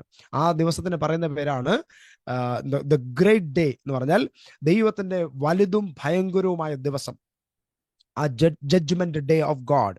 ആ ദിവസം കർത്താവ് എന്ത് ചെയ്യും? സകല മനുഷ്യരെയും ന്യായം വിധിക്കും. ഒരു കാര്യം ഓർക്കണം, അന്ന് നമ്മളുടെ ന്യായവിധി ഉണ്ടാവത്തില്ല, നമ്മളെ കർത്താവ് ന്യായം വിധിക്കത്തില്ല. ഇന്ന് നമ്മളെ കർത്താവ് ന്യായം വിധിക്കാൻ ആഗ്രഹിക്കുന്നില്ല. അതുകൊണ്ടാണ് കർത്താവ് പറഞ്ഞത്, നിങ്ങൾ നിങ്ങളെ തന്നെ വിധിച്ചാൽ വിധിക്കപ്പെടുകയില്ല. അതിനാണ് നമ്മൾ കർത്തൃമേശ കൊടുക്കുമ്പോൾ പൗലോസ് പറഞ്ഞത്, നിങ്ങൾ നിങ്ങളെ തന്നെ വിധിക്കണം, വല്ലവനെ വിധിക്കാൻ പോകല്ലേ, നമ്മളെ തന്നെ വിധിച്ചോണ്ട് ജീവിച്ചോണം, അല്ലെങ്കിൽ ആ വെള്ളസിംഹാസന ന്യായവിധിയുടെ മുൻപാകെ നിൽക്കേണ്ടതായിട്ട് വരും. Praise God. എനിക്ക് കാര്യങ്ങളൊക്കെ മനസ്സിലാവുന്നുണ്ടോ? ഈ പ്രത്യാശ നമ്മുടെ അകത്ത് നിറയട്ടെ. എന്തോ സൗഭാഗ്യം നമുക്ക് കർത്താവ് തന്നല്ലേ. സകല മനുഷ്യനും ന്യായവിസ്താരത്തിന്റെ മുമ്പിൽ ചെന്ന് നിൽക്കുമ്പോൾ കർത്താവിനോട് കൂടെ മണവാട്ടിയായിട്ട്, അവന്റെ പ്രഭുക്കന്മാരായിട്ട് അവന്റെ കൂടെ നിൽക്കാൻ നമുക്ക് ലഭിക്കുന്ന അവസരം, ഈ അവസരം ഒന്നും പാഴാക്കല്ലേ കേട്ടോ. ചെറിയ പാപത്തിന് വേണ്ടി, ഈ ലോകത്തിന്റെ മോഹത്തിന് വേണ്ടി പോയി ഇതൊന്നും കളയല്ലേ. ഈ സൗഭാഗ്യമൊന്നും കാശ് കൊടുത്താൽ കിട്ടുന്നതല്ല. ഈ സൗഭാഗ്യമൊന്നും ലോകത്തിൽ നമ്മൾ എന്തോ ചെയ്താലും നമുക്ക് കിട്ടുന്നതല്ല. ഈ സൗഭാഗ്യം, അതുകൊണ്ട് ആ പാട്ടുകാരനൊക്കെ പാടിയത്, ഈ മണ്ണെ പ്രതി മാണിക്യം വെടിയൂകില്ല ഞാൻ, ഈ മണ്ണെ പ്രതി മാണിക്യം വെടിയൂകില്ല ഞാൻ, സുന്ദരനാം മനോഹര നിന്നെ പിരിഞ്ഞി ലോകയാത്ര, പ്രകൃതരാം ജാരന്മാരെ വരിക്കുമോ വത്സല, ഈ മണ്ണെ പ്രതി മാണിക്യം വെടിയൂകില്ല ഞാൻ എന്ന് പറഞ്ഞാൽ, ഈ കർത്താവിനെ നമ്മൾ അത്രത്തോളം വാല്യൂ കൊടുത്ത്, കർത്താവ് നമുക്ക് തന്നിരിക്കുന്ന ഈ ആത്മീക പദവി, മണവാട്ടി പദം, ഇതിനെ കളയല്ലേ, ഇതിനെ കളഞ്ഞു കുളിക്കല്ലേ. എപ്പോഴും വിളക്കിനകത്ത് എണ്ണ ഒഴിച്ച് അവലോടെ കാത്തിരിക്കണം. അങ്ങനെ 1000 ആണ്ട് വാഴ്ച കഴിയുമ്പോൾ കർത്താവ് പിശാചിനെ തോൽപ്പിച്ച് അവിടെ ഒരു യുദ്ധം നടത്തി പിശാചിനെ എന്നേക്കുമായി നരകത്തിലേക്ക് തള്ളിവിടും. പിന്നീട് ഭൂമിയെ തീ കൊണ്ട് ശുദ്ധീകരിച്ചതിന് ശേഷം പുതിയ ആകാശവും, പിന്നെ നമ്മൾ കാണുന്നുണ്ട് വെളിപ്പാട് 21 അധ്യായത്തില്, ഞാൻ പുതിയ ആകാശവും പുതിയ ഭൂമിയും കണ്ടു. ഈ വെള്ളസിംഹാസന ന്യായവിധിയെല്ലാം കഴിയുന്ന ഉടനെ ഈ ഭൂമിയിലേക്ക് ഭർത്താവിന് വേണ്ടി അലങ്കരിക്കപ്പെട്ട ഒരു മണവാട്ടിയെ പോലെ നവ യെരൂശലേം, പുതിയ യെരൂശലേം ഈ ഭൂമിയിലേക്ക് ഇറങ്ങി വരും. ആ യെരൂശലേമാണ് നമ്മുടെ പാർപ്പിടം. അവിടെ കർത്താവ് നമ്മളെ പാർപ്പിക്കുന്നത്. അതാണ് മൂന്നാമത്തെ കിങ്ഡം, ഇറ്റേണൽ കിങ്ഡം എന്ന് പറഞ്ഞാൽ അവിടെ സൂര്യനില്ല, ചന്ദ്രനില്ല, വിളക്കില്ല, കുഞ്ഞാട് അതിന്റെ വിളക്കായിരിക്കും. കർത്താവിന്റെ പ്രഭയിൽ അവന്റെ സ്വന്തം ജനമായിട്ട് നമ്മൾ നിത്യയുഗം അവിടെ വാഴും. ഇതാണ് ദൈവരാജ്യത്തിന്റെ 3 തലങ്ങൾ, മൂന്ന് അവസ്ഥകൾ. ഇത്രയും നിങ്ങൾക്ക് മനസ്സിലായോ? ഒരിക്കൽ കൂടെ പറയാം. 1, ദൈവരാജ്യം ആദ്യം സ്ഥാപിക്കപ്പെടുന്ന എവിടെയാ? നമ്മുടെ ഹൃദയങ്ങളിൽ എന്ന് പറഞ്ഞാൽ ദൈവം പൂർണ്ണ നിയന്ത്രണം ഏറ്റെടുത്ത് ഭരിക്കപ്പെടുന്ന സ്ഥലം നമ്മുടെ ഹൃദയമോ. ആ ഹൃദയം കർത്താവിന് കൊടുത്താൽ രണ്ടാമത്തെ ദൈവം ഭരിക്കുന്ന അക്ഷരികമായ രാജ്യത്തിലേക്ക് നമുക്ക് പ്രവേശിക്കാൻ അവസരം കിട്ടും. അതാണ് kingdom of God, the real kingdom of God. സ്വർഗരാജ്യം എന്ന് പറയുന്ന, ദൈവരാജ്യം എന്ന് പറയുന്ന റിയൽ കിങ്ഡം. അത് മില്ലേനിയം, സഹസ്രാബ്ദം, അത് 1000 വർഷമുള്ളൂ. 1000 വർഷം കഴിഞ്ഞിട്ട് പിന്നീട് നടക്കുന്ന യുദ്ധത്തിനകത്ത് എല്ലാവരെയും പരാജയപ്പെടുത്തിയതിനു ശേഷം വെള്ളസിംഹാസന ന്യായവിധിയും കഴിഞ്ഞിട്ടാണ് കർത്താവ് നമ്മളെ നവ യെരൂശലേമിലേക്ക് പ്രവേശിപ്പിക്കുന്നത്. അതാണ് നമ്മുടെ ഇറ്റേണൽ ഹൗസ്. നമ്മൾ നിത്യയുഗം നമ്മൾ കർത്താവിനോട് കൂടെ അവിടെ ആയിരിക്കും. അതിനാണ് പുതിയ യെരൂശലേം എന്ന് പറയുന്നത്, അല്ലെങ്കിൽ നമ്മുടെ നിത്യവാസം. അതാ കർത്താവ് സൂചിപ്പിച്ചത് യോഹന്നാന്റെ സുവിശേഷം 14 അധ്യായത്തില്, ഞാൻ പോകുന്നത് നിങ്ങൾക്ക് പ്രയോജനം, ഞാൻ പോയാൽ ഞാൻ ഇരിക്കുന്നിടത്ത് നിങ്ങളെയും ഇരുത്തേണ്ടതിന് ഞാൻ പിന്നെയും വന്ന് നിങ്ങളെ എൻ്റെ അടുക്കൽ ചേർത്തുകൊള്ളും. എൻ്റെ പിതാവിന്റെ ഭവനത്തിൽ അനേകം വാസസ്ഥലങ്ങളുണ്ട്, ഇല്ലെങ്കിൽ ഞാൻ നിങ്ങളോട് പറയുമായിരുന്നു. അപ്പൊ നമ്മുടെ ഏറ്റവും വലിയ പ്രതീക്ഷ എന്തോന്നറിയാമോ?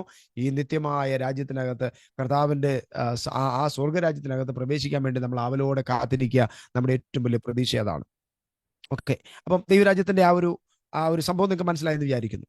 ഓക്കെ, ഒരു കാര്യം കൂടെ പറയാൻ വേണ്ടി ആഗ്രഹിക്കുന്നു. ഇപ്പൊ നമ്മൾ ഈ രാജ്യത്തിന്റെ കാര്യം പറയുമ്പോൾ, രാജ്യത്തിന് ഇന്ന് നമ്മൾ പ്രായോഗിക ജീവിതത്തിൽ മനസ്സിലാക്കിയിരിക്കേണ്ട 1-2 കാര്യങ്ങളെ കുറിച്ചൊന്ന് പറയാൻ വേണ്ടിയിട്ട് ആഗ്രഹിക്കുക. ഒരു രാജ്യം എന്ന് പറഞ്ഞാൽ അവിടെ ആരുണ്ടായിരിക്കും? മെയിൻ ആയിട്ട് അവിടെ ഒരു രാജാവ് ഉണ്ടായിരിക്കും, അല്ലേ? ആ രാജാവിന് ഒരു അതോറിറ്റി, അദ്ദേഹത്തിന്റെ അധികാരവും അധികാര പരിധിയും ഉണ്ടായിരിക്കും. ഇനി മൂന്നാമത്തെ കാര്യം, ആ രാജാവ് എന്തോ ആണോ ആ രാജ്യത്തിൽ പറയുന്നത്, ആ രാജാവിന്റെ ഇഷ്ടങ്ങൾ എന്തോ ആണോ അതായിരിക്കും ആ രാജ്യത്തിന്റെ നിയമം. ഈ പദം നിങ്ങൾ ശ്രദ്ധിച്ച് കേൾക്കണേ. രാജാവിന്റെ ഇഷ്ടമായിരിക്കും. The will of the king is the law in the kingdom. രാജാവിന്റെ ഇഷ്ടങ്ങളായിരിക്കും ആ രാജ്യത്തിലെ നിയമങ്ങൾ. മനസ്സിലായോ? ഓക്കെ, നമ്മുടെ കർത്താവിനെ നമ്മൾ സ്വന്തം രക്ഷിതാവും കർത്താവുമായിട്ട് സ്വീകരിച്ചു കഴിയുമ്പോൾ നമ്മുടെ ജീവിതത്തിന്റെ നിയമം എന്തോ ആയിരിക്കും? നമ്മുടെ ജീവിതത്തിന്റെ നിയമം അവന്റെ ഇഷ്ടമായിരിക്കും. അതുകൊണ്ടാണ് കർത്താവ് പ്രാർത്ഥന പഠിപ്പിച്ചപ്പോൾ ഇങ്ങനെ പറഞ്ഞത്, അങ്ങയുടെ ഇഷ്ടം സ്വർഗത്തിലെ പോലെ ഭൂമിയിലും ആകണമേ, അങ്ങയുടെ രാജ്യം വരണമേ എന്ന് പറഞ്ഞാൽ നമ്മൾ മുഴുവനായി അവന്റെ നിയന്ത്രണത്തിനകത്തേക്ക് ആകണം എന്ന് ചുരുക്കം. ഓക്കെ, ഇനി ആ രാജ്യത്തിനകത്ത് വസിക്കുന്ന ആൾക്കാരുണ്ടാകും, അവനൊരു അധികാര പരിധി ഉണ്ടായിരിക്കും. റൈറ്റ്. ഇനി മറ്റൊരു കാര്യത്തിലേക്ക് നിങ്ങൾ ശ്രദ്ധ ഒന്ന് കൊണ്ടുവരാൻ വേണ്ടി ആഗ്രഹിക്കുകയാണ്. ദൈവരാജ്യത്തിന്റെ പല പേരുകളെ കുറിച്ച് നമുക്ക് കാണാൻ പറ്റുന്നുണ്ട്, ദൈവരാജ്യത്തിന്റെ പേരുകളെ കുറിച്ച്. ഓക്കെ, മത്തായി സുവിശേഷം 19, ഞാൻ ഈ വാക്യങ്ങളൊന്ന് പറഞ്ഞു പോകാം, വായിക്കണമെന്നില്ല, സമയത്തിന്റെ ചുരുക്കം കൊണ്ട് ഞാനൊന്ന് പറഞ്ഞു വിടാം. നോട്ട് ചെയ്യുന്നവരുണ്ടെങ്കിൽ നിങ്ങളൊന്ന് നോട്ട് ചെയ്ത് കൊള്ളുക. മത്തായി സുവിശേഷം 19 അധ്യായത്തിൽ കിങ്ഡം ഓഫ് ഗോഡ് എന്നുള്ള പദത്തെക്കുറിച്ച് നമ്മൾ കാണുന്നുണ്ട്. കിങ്ഡം ഓഫ് ഗോഡ്, മത്തായി സുവിശേഷം 19:23.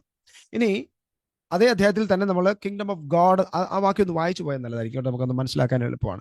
ദൈവരാജ്യം എന്നുള്ള പദം ദൈവരാജ്യമെന്നും സ്വർഗരാജ്യമെന്നും രണ്ടായിട്ടും പറഞ്ഞിട്ടുണ്ട്, ഒന്നായിട്ടും പറഞ്ഞിട്ടുണ്ട്. അതെന്തുവാണെന്നുള്ളത് ഞാൻ അടുത്ത സ്ലൈഡിൽ വരുമ്പോൾ ഞാൻ പറയാതെ. ഇപ്പോൾ ആ വാക്യം ഒന്ന് വായിക്കാമോ? 19 അധ്യായം മത്തായി സുവിശേഷം 19 അധ്യായം അതിന്റെ 23 വാക്യം. യേശു തന്റെ ശിഷ്യന്മാരോട്, ധനവാൻ സ്വർഗരാജ്യത്തിൽ കിടക്കുന്നത് പ്രയാസം തന്നെ എന്ന് ഞാൻ സത്യമായിട്ട് നിങ്ങളോട് പറയുന്നു. അടുത്തത്, ധനവാൻ ദൈവരാജ്യത്തിൽ കടക്കുന്നതിനേക്കാൾ ഒട്ടകം സൂചിക്കുഴയുടെ കടക്കുന്നത് എളുപ്പം എന്ന് ഞാൻ നിങ്ങളോട് പറയുന്നു. 23 വാക്യത്തിൽ എന്ത് പറഞ്ഞു? ധനവാൻ സ്വർഗരാജ്യത്തിൽ കിടക്കുന്നത് പ്രയാസം. 24 വാക്യത്തിൽ പറഞ്ഞു എന്തുവാ? ധനവാൻ ദൈവരാജ്യത്തിൽ കിടക്കുന്ന പ്രയാസം. അപ്പൊ രണ്ടും ഒന്നിനെ കുറിച്ചല്ലേ പറയുന്നേ? രണ്ടൊന്നിനെ കുറിച്ച്. ഇനി ചില ഭാഗങ്ങൾ രണ്ടായിട്ടും പറഞ്ഞിട്ടുണ്ട്, അതിനെക്കുറിച്ച് ഞാൻ പിന്നീട് പറഞ്ഞു തരാം. ഓക്കെ, ഇനി കൊലോസ്യ ലേഖനം 1 അധ്യായത്തിന്റെ 13 വാക്യം വരുമ്പോൾ പുത്രന്റെ രാജ്യം എന്നൊരു പറയുന്ന ഒരു പരാമർശം നമുക്കിവിടെ കാണാം. കൊലോസ്യ ലേഖനം 1:13 നമ്മളത് വായിച്ചാൽ നല്ലതായിരിക്കും. കൊലോസ്യ ലേഖനം 1:13 എഴുതിയെടുക്കുന്നവർ, നോട്ട് ചെയ്യുന്നവർ നോട്ട് ചെയ്താൽ നല്ലതായിരിക്കും. നമ്മെ ഇരുട്ടിന്റെ അധികാരത്തിൽ നിന്ന് വിടുവിച്ച് തന്റെ സ്നേഹസ്വരൂപനായ പുത്രന്റെ രാജ്യത്തിലാക്കി വെക്കുകയും ചെയ്ത പിതാവിന് സന്തോഷത്തോടെ സ്തോത്രം ചെയ്യുന്നവരാകണം എന്നും അപേക്ഷിക്കുന്നു. അപ്പം കർത്താവ് നമ്മളെ എവിടെ നിന്ന് എവിടേക്ക് കൊണ്ടുവന്നു? ഈ അന്ധകാര ലോകത്തിൽ നിന്ന്, ഇരുട്ടിന്റെ അധികാരത്തിൽ നിന്ന്. ഇരുട്ടിന്റെ അധികാരമുണ്ട്, ആ അധികാരത്തിനകത്തു നിന്ന്, അല്ലെങ്കിൽ ആ ഇരുട്ടിന്റെ രാജ്യത്തിനകത്തുനിന്ന് നമ്മളെ ഇപ്പൊ എവിടെ കൊണ്ടുവന്നു? പുത്രന്റെ രാജ്യത്തിനകത്ത്. അപ്പൊ ദൈവരാജ്യത്തിന്റെ മറ്റൊരു പേരെന്തുവാണ്? പുത്രന്റെ രാജ്യം, ദ കിങ്ഡം ഓഫ് സൺ. ഇനി സങ്കീർത്തന പുസ്തകം 22:28 വായിച്ചാൽ, സങ്കീർത്തനങ്ങൾ 22:28 വായിച്ചാൽ അവിടെ കാണാൻ പറ്റുന്നുണ്ട് കിങ്ഡം ഓഫ് ദ ലോർഡ്. നമ്മുടെ കർത്താവിന്റെ രാജ്യം എന്നൊരു പദം അവിടെ കാണാം. വായിക്കണമെന്നില്ല. കിങ്ഡം ഓഫ് ദ ലോർഡ് യഹോവയ്ക്കുള്ളതല്ലോ, അവൻ ജാതികളെ ഭരിക്കുന്നു. രാജ്യത്വം യഹോവയ്ക്കുള്ളത്. ഇംഗ്ലീഷ് വായിച്ചു കഴിഞ്ഞാൽ the kingdom of Lord, kingdom of the Lord എന്നുള്ളൊരു പരാമർശമാണ് നമുക്കിവിടെ കാണാൻ പറ്റുന്നത്. ഇനി റോമലേഖനം 14 അധ്യായം 17 വാക്യത്തിലേക്ക് വന്നാൽ, റോമർ 14:17 വായിച്ചാൽ കിങ്ഡം ഓഫ് റൈച്ചസ്നെസ് എന്നൊരു പദം കാണാം. Kingdom of righteousness. അതുകൊണ്ട് നാം ഇനി അന്യോന്യം വിധിക്കരുത്. 14:17. ഓക്കെ, 17. ദൈവരാജ്യം ഭക്ഷണവും പാനീയവുമല്ല, നീതിയും സമാധാനവും പരിശുദ്ധാത്മാവിൽ സന്തോഷവും അത്രേ. അപ്പൊ നീതിയാണ്. കിങ്ഡം ഓഫ് ഗോഡ് ഇസ് എന്തുവാണ്? Kingdom of God is righteousness. Righteousness എന്ന് പറഞ്ഞാൽ എന്തോ അതിന്റെ അർത്ഥം? നീതിമാന്മാരായി, അല്ലെങ്കിൽ നീതീകരിക്കപ്പെട്ടു. റൈച്ചസ്നെസ്, നീതീകരിക്കപ്പെടുക. എന്തോ അതിന്റെ അർത്ഥം? നമ്മള് പണ്ട് പാപം ചെയ്തപ്പോൾ, അല്ലെങ്കിൽ ജന്മന നമ്മൾ ചെയ്ത പാപം, അല്ലെങ്കിൽ നമ്മൾ ആ പാപത്തിന്റെ അധീനതയിലാണ് ജനിക്കപ്പെട്ടത്. ആ പാപത്തിന്റെ അധീനതയിൽ ജനിക്കപ്പെട്ടത് കൊണ്ട് നമ്മൾ ശിക്ഷ അനുഭവിക്കാൻ വിധിക്കപ്പെട്ടവരാ. നമ്മൾ ശിക്ഷാർഹരാണ്. ശിക്ഷാർഹരായ ഒരാൾക്ക് വേണ്ടി വേറൊരാള് ആ പാപത്തെ ഏറ്റെടുത്തിട്ട്, ആ കുറ്റത്തെ ഏറ്റെടുത്തിട്ട് നമ്മളെ കുറ്റവിമുക്തരാക്കി, നമ്മളെ നീതിമാന്മാരാക്കി മാറ്റി. അതിന് പറയുന്ന പേരാണ് റൈച്ചസ്നെസ്. അത് കർത്താവ് നമുക്ക് വേണ്ടി ചെയ്തത്. നമ്മൾ കുറ്റത്തിന് വേണ്ടി, അല്ലെങ്കിൽ ശിക്ഷ അനുഭവിക്കാൻ വിധിക്കപ്പെട്ടവരായിരുന്നു. ഇപ്പം കർത്താവ് നമ്മുടെ പാപം ഏറ്റെടുത്തു, നമ്മളെ എന്ത് ചെയ്തു? നീതിമാന്മാരായി ഡിക്ലെയർ ചെയ്തു, വിട്ടയച്ചു. ആ പ്രവൃത്തി ആരാ ചെയ്തത്? കർത്താവായ യേശു ക്രിസ്തു ചെയ്തു. സോ അതാണ് കിങ്ഡം ഓഫ് റൈച്ചസ്നെസ് എന്ന് പറഞ്ഞാൽ ഈ നീതിമാന്മാരായ എല്ലാവരെയും കൂടെ കൂട്ടിച്ചേർക്കുന്ന ഒരു സ്ഥലത്തിന് പറയുന്ന പേരാണ് കിങ്ഡം ഓഫ് റൈച്ചസ്നെസ്. മനസ്സിലായെന്ന് വിചാരിക്കുന്നു. അടുത്തത് യെശയ്യാ പ്രവാചകന്റെ പുസ്തകം 9 അധ്യായത്തിന്റെ 6-7 വാക്യം ഒന്ന് വായിക്കാമോ? യെശയ്യാ പ്രവാചകന്റെ പുസ്തകം 6-7 വാക്യം. അവിടെ കിങ്ഡം ഓഫ് പീസ്, സമാധാനത്തിന്റെ രാജ്യം എന്നൊരു പദം കാണാം. സമാധാനത്തിന്റെ രാജ്യം, കിങ്ഡം ഓഫ് പീസ്. നമുക്കൊരു ശിശു ജനിച്ചിരിക്കുന്നു, നമുക്കൊരു മകൻ നൽകപ്പെട്ടിരിക്കുന്നു. ആധിപത്യം അവന്റെ തോളിലിരിക്കും. അവൻ അത്ഭുത മന്ത്രി, വീരനാം ദൈവം, നിത്യപിതാവ്, സമാധാന പ്രഭു എന്ന് വിളിക്കപ്പെടും. കിങ് ഓഫ് പീസ്, സമാധാനത്തിന്റെ രാജാവ്. അടുത്തത് ദാനിയേൽ പുസ്തകം. ഇനി വായിക്കണമെന്നില്ല, ഇനിയുള്ള വാക്യങ്ങൾ വായിക്കണമെന്നില്ല, ഞാൻ ജസ്റ്റ് ഒന്ന് പറഞ്ഞു വിടാം. ദാനിയേലിന്റെ പുസ്തകം 7-ാം അധ്യായം 27-ാമത്തെ വാക്യം. അവിടെ കിങ്ഡം ഓഫ് ദ സെയിൻസ്, വിശുദ്ധന്മാരുടെ രാജ്യം എന്നൊരു പദം അവിടെ കാണാം. 2 പത്രോസ് 1:11 നമുക്കറിയാവുന്ന വാക്യമാണത്. ഇറ്റേണൽ കിങ്ഡം എന്നൊരു പദം അവിടെ ഉണ്ട്. ഇറ്റേണൽ കിങ്ഡം, നിത്യമായ രാജ്യം, നിത്യമായ രാജ്യം. ദാനിയേൽ 7:27 കിങ്ഡം ഓഫ് സെയിൻസ്, വിശുദ്ധന്മാരുടെ രാജ്യം. 2 പത്രോസ് 1:11 കാണാം ഇറ്റേണൽ കിങ്ഡം, നിത്യമായ രാജ്യം എന്നൊരു പദം അവിടെ കാണാം. ഇനി വേറൊരു പദമുണ്ട്, നമുക്ക് എല്ലാവർക്കും പരിചയമുള്ള ഒരു പദമുണ്ട്, കിങ്ഡം ഓഫ് ലൈറ്റ്, വെളിച്ചത്തിന്റെ രാജ്യം. കൊലോസ്യ ലേഖനം 1:12-13 നമ്മളിപ്പോൾ വായിച്ച വാക്യമുണ്ട്. Kingdom of light, kingdom of light, വെളിച്ചത്തിന്റെ രാജ്യം. ഓക്കെ, ഇനി അതേ പദം തന്നെ നമുക്ക് കാണാൻ പറ്റുന്നുണ്ട് 1 പത്രോസ് 2:9. 1 പത്രോസ് 2:9 നിങ്ങളോ അന്ധകാരത്തിൽ നിന്ന് തന്റെ അത്ഭുത പ്രകാശത്തിലേക്ക് വിളിച്ചവൻ. അപ്പൊ നമ്മൾ എങ്ങോട്ടാണ് വിളിച്ചേക്കുന്നത്? We have come into the light. ആ പ്രകാശത്തിലേക്ക് നമ്മൾ വന്നു.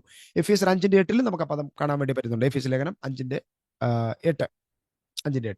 ഓക്കെ, ഇനി അടുത്ത ഒരു കാര്യം കൂടെ പറഞ്ഞതിന് ശേഷം ഈ ഭാഗം നമ്മൾ അവസാനിപ്പിക്കാൻ വേണ്ടി ആഗ്രഹിക്കുക. ഒറ്റ കാര്യം കൂടെ, വളരെ പ്രധാനപ്പെട്ട ഒരു കാര്യമാണ്. ഇതുകൂടെ പറഞ്ഞിട്ട് നമ്മൾ അവസാനിപ്പിക്കുക. നമ്മൾ ഇന്ത്യ രാജ്യത്തിന്റെ സിറ്റിസൺഷിപ്പ് ഉള്ളവരാ നമ്മളെല്ലാവരും, അല്ലേ? എങ്ങനെയാ നമുക്ക് ഇന്ത്യ രാജ്യത്തിന്റെ സിറ്റിസൺഷിപ്പ് കിട്ടിയത്? ഈ രാജ്യത്തിന്റെ പൗരന്മാരായത് എങ്ങനെയാ? നമ്മൾ അതിനുവേണ്ടി നമ്മൾ പൈസ മുടക്കിയില്ല, വേറെ കാര്യങ്ങളൊന്നും ചെയ്തില്ല. എന്തോ ചെയ്തു? നമ്മൾ ഈ രാജ്യത്തിൽ ജനിച്ചു എന്നതുകൊണ്ട് നമുക്ക് ഇവിടുത്തെ സിറ്റിസൺഷിപ്പ് കിട്ടി, ഇവിടുത്തെ പൗരന്മാരായി. ദൈവരാജ്യത്തിനകത്ത് പൗരത്വം കിട്ടണമെങ്കിൽ എന്തോ ചെയ്യണം? ദൈവരാജ്യത്തിനകത്ത് പൗരത്വം കിട്ടണമെങ്കിൽ എന്ത് ചെയ്യണം? ദൈവരാജ്യത്തിനകത്ത് ജനിക്കണം. എങ്ങനെ ദൈവരാജ്യത്തിനകത്ത് ജനിക്കാൻ പറ്റുന്നത്? അതിന് പറയുന്ന പേരാണ് വീണ്ടും ജനിക്കുക. യോഹന്നാൻ 3:3 ഒന്ന് വായിക്കാമോ? യോഹന്നാൻ 3:3. ഒരു പുള്ളിക്കാരൻ രാത്രി യേശുവിന്റെ അടുക്ക വന്നു. പുള്ളിക്ക് ഭയങ്കര സംശയം. യേശു ഭയങ്കര പഠിപ്പിക്കലും കാര്യങ്ങളും ഒക്കെ നടത്തുന്നുണ്ട്. ഈ സംഭവം എന്താന്ന് പുള്ളിക്ക് പിടികിട്ടില്ല. പുള്ളിക്കാരൻ വന്നിട്ട് യേശുവിന്റെ അടുക്ക് വന്നിട്ട് പല കാര്യങ്ങളൊക്കെ ചോദിച്ച കൂട്ടത്തിൽ യേശു പറയുന്ന മറുപടി ഉണ്ട്. 3-ാം അധ്യായത്തിന്റെ 3-ാമത്തെ വാക്യം വായിച്ചാട്ടെ. യേശു അവനോട്, ആമേൻ ആമേൻ ഞാൻ നിന്നോട് പറയുന്നു, പുതുതായി ജനിച്ചില്ല എങ്കിൽ ദൈവരാജ്യം കാണുവാൻ ആർക്കും കഴിയുകയില്ല എന്ന് ഉത്തരം പറഞ്ഞു. അപ്പം വീണ്ടും ജനിച്ചില്ലെങ്കിൽ ദൈവരാജ്യം കാണുവാൻ കഴിയത്തില്ല. അപ്പൊ ദൈവരാജ്യം കാണണമെങ്കിൽ എന്ത് ചെയ്യണം? ദൈവരാജ്യം കാണണമെങ്കിൽ, ശ്രദ്ധിച്ചു കേട്ടോണേ, നമ്മളെ വിശ്വസിച്ചിരിക്കുന്ന, അറിഞ്ഞിരിക്കുന്ന, മനസ്സിലാക്കി വെച്ചിരിക്കുന്ന ചില എന്തു പറയുന്നേ, അബദ്ധമൊന്നും പറയാൻ പറ്റത്തില്ല, നമ്മൾ ക്ലാരിറ്റിയിൽ മനസ്സിലാക്കേണ്ട ചില കാര്യങ്ങളുണ്ട്. വീണ്ടും ജനിച്ചാൽ എന്തോ, പുതുതായിട്ട് ജനിച്ചാൽ എന്തോ സംഭവിക്കും? ദൈവരാജ്യം കാണാൻ പറ്റും. കണ്ടതേ ഉള്ളൂ, കേറിയില്ല കേട്ടോ, കേറിയില്ല. ദൈവരാജ്യം കണ്ടതേ ഉള്ളൂ വീണ്ടും ജനിച്ചപ്പോ. ഇനി കേറണം, എന്ത് ചെയ്യണം? അടുത്ത വാക്യം വായിച്ചാട്ടെ.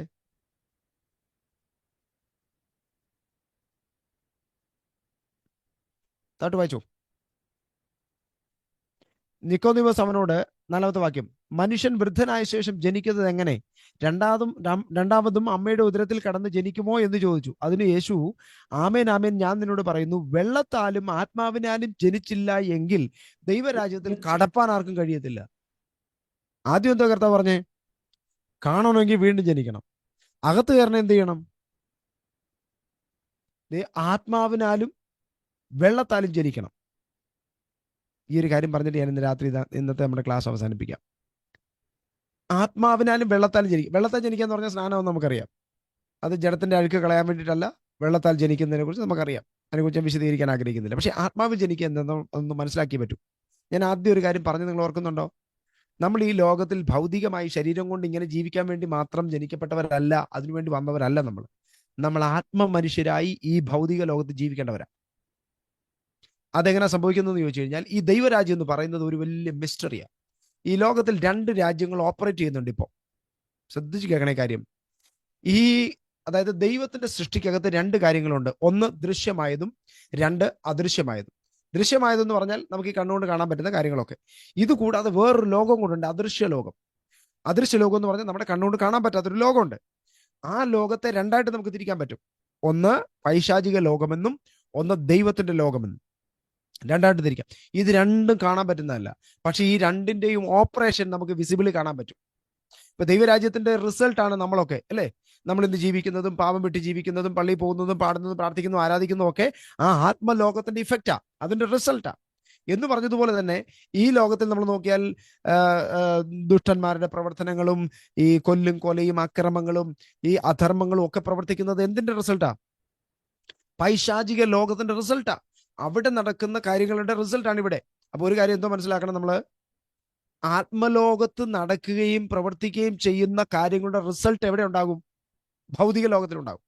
ഉദാഹരണം പറഞ്ഞാൽ, ഇപ്പൊ നമ്മൾ ആത്മമണ്ഡലത്തിൽ കൽപ്പിക്കുക, മനസ്സിൽ പ്രാർത്ഥിക്കുമ്പോൾ പറയുക, യേശുവിന്റെ അധികാരമുള്ള നാമത്തിൽ രോഗി സൗഖ്യമാകട്ടെ എന്ന് പറയുമ്പോൾ ഇതെവിടെ നമ്മൾ പറയുന്നത്? എങ്ങോട്ടാ ഇത്? ആത്മമണ്ഡലത്തെ നമ്മൾ പറയുന്നത്. അല്ലെങ്കിൽ നമ്മൾ വിശ്വസിക്കുന്നു, അകത്ത് വിശ്വസിക്കുന്നു. ശത്രുവിനെ തൊടാൻ പറ്റത്തില്ല, നമ്മൾ അകത്ത് വിശ്വസിക്കുക. വിശ്വസിക്കുമ്പോൾ ഇത് എവിടാ വിശ്വസിക്കുന്നത്? ആത്മമണ്ഡലത്തിലാണ് വിശ്വസിക്കുന്നത്. അതിന്റെ റിസൾട്ട് ഉണ്ടാകുന്നത് എവിടാ? പറയുന്നത് മനസ്സിലാകുന്നുണ്ടോ? നമ്മൾ ഇവിടെ നിന്നുകൊണ്ട് പ്രാർത്ഥിക്കുകയാണ്, അമേരിക്കയിലുള്ള ഒരാളെ സൗഖ്യമാകട്ടെ, അല്ലെ വേറൊരു ലോകത്തുള്ള ഒരു രാജ്യത്തുള്ള ഒരാളെ സൗഖ്യമാകട്ടെ എന്ന് പറയുമ്പോൾ നമ്മളിത് എവിടാ? ആ വ്യക്തിയോട് നേരിട്ടൊന്നും അല്ല പറയുന്നത്, ഫിസിക്കൽ വേൾഡിലല്ല പറയുന്നത്. ആത്മറിലത്തിൽ പറയുമ്പോൾ അത് ഫിസിക്കൽ റിലത്തിൽ സംഭവിക്കുക. ഇത് ആത്മലോകത്തിൽ ഒരു മിസ്റ്ററിയാ. അതുകൊണ്ട് എന്താ സംഭവിക്കണം, എന്താ ചെയ്യണമെന്ന് അറിയാമോ? നമ്മൾ ആത്മാവിൽ ജനിച്ച് ഈ ആത്മറിലത്തിനകത്ത് കയറണം. ശ്രദ്ധിച്ച് കേട്ടോ ദൈവമക്കളെ, ആത്മറിലം എന്ന് പറയുന്ന ഒരു സംഭവം ഉണ്ട്. അത് എല്ലാവർക്കും അതിനകത്ത് കയറാൻ പറ്റത്തില്ല. പള്ളി വന്നിരിക്കുന്ന പകുതി എണ്ണത്തിനകത്ത് കയറാൻ പറ്റിയിട്ടില്ല. ആത്മലോകത്തിൽ പാടുകയും പ്രാർത്ഥിക്കുകയും പ്രസംഗിക്കുകയും പള്ളി പോവുകയും ഒക്കെ ചെയ്യുന്നതിനകത്ത് നല്ല ശതമാനം ആൾക്കാർക്കും ഈ ആത്മറിലത്തിനകത്ത് കയറാൻ പറ്റിയിട്ടില്ല എന്നുള്ളൊരു റിയാലിറ്റിയാണ്. ഇന്ന് രാത്രി തൊട്ട് പ്രാർത്ഥിച്ചു തുടങ്ങിക്കോ, കർത്താവ് എനിക്ക് ഈ ആത്മറിലത്തിനകത്ത് കയറി ആത്മമണ്ഡലത്തിലെ ആത്മീക അനുഗ്രഹങ്ങളെ അനുഭവിപ്പാൻ എനിക്ക് കൃപ തരണമെന്ന് പറഞ്ഞുകൊണ്ട് പ്രാർത്ഥിക്കണം. ഈ ദൈവരാജ്യത്തിനകത്ത് നമ്മൾ ചുമ്മാ ഇപ്പൊ നമ്മൾ കണ്ടല്ലേ, പുതുതായി ജനിച്ചാൽ ദൈവരാജ്യം കാണാം. വെള്ളത്താലും ആത്മാവിനാലും രണ്ട് കാര്യങ്ങളാൽ ജനിച്ചെങ്കിൽ മാത്രമേ ഇതിനകത്ത് കയറാൻ പറ്റുള്ളൂ. ഈ ദൈവരാജ്യത്തിനകത്ത് കയറുന്ന ഒരു പ്രോസസ്സ്, രണ്ട് പ്രോസസ്സ് ഉണ്ട്. ഒന്ന് വെള്ളത്താൽ ജനിക്കണം. ഇപ്പൊ ആരെങ്കിലും സ്നാനപ്പെടേണ്ടത് ആവശ്യമാണോ എന്ന് ചോദിച്ചാൽ നിങ്ങൾക്ക് അവർക്ക് ഈ വാക്യം കാണിച്ചു കൊടുക്കാം. വെള്ളത്താൽ ജനിച്ചില്ലെങ്കിൽ എന്താ കുഴപ്പം? വെള്ളത്താൽ ജനിച്ചില്ലെങ്കിൽ ദൈവരാജ്യത്തിനകത്ത് കയറാൻ വേണ്ടിയിട്ട് പറ്റത്തില്ല.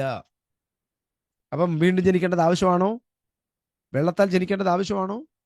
ആത്മാവിനാൽ ജനിക്കേണ്ടത് ആവശ്യമാണോ എന്ന് നമുക്ക് മനസ്സിലായെന്ന് ഞാൻ വിചാരിക്കുന്നു.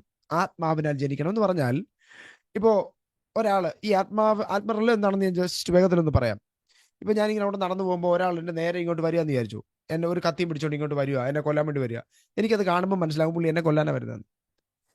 നിങ്ങളുടെ അയൽവക്കത്തുകാരൻ വീട്ടിൽ ഇരുന്നുകൊണ്ട് പ്ലാൻ ചെയ്യുക, നിങ്ങളെ ആപത്തിലേക്ക് പെടുത്തണം, നിങ്ങൾക്ക് വിരോധമായിട്ടൊരു ദോഷം നിരൂപിക്കുകയാണ്. നിങ്ങൾക്കത് എങ്ങനെ മനസ്സിലാവും? നമുക്കത് എങ്ങനെ മനസ്സിലാക്കാൻ പറ്റും? ആത്മറിലത്തിൽ കയറിയവനാണെങ്കിൽ രാത്രി കിടക്കുമ്പോൾ ദൈവാത്മാവ് ദർശനത്തിൽ പറയും, മോനെ ഇങ്ങനെ ഒരു പണി വരുന്നുണ്ട്, എഴുന്നേറ്റ് ഒന്ന് പ്രാർത്ഥിച്ചൊന്ന് ശാസിച്ചേരെ. ആത്മറിലത്തിൽ ആ കാര്യങ്ങൾ ഗ്രഹിക്കാൻ പറ്റും.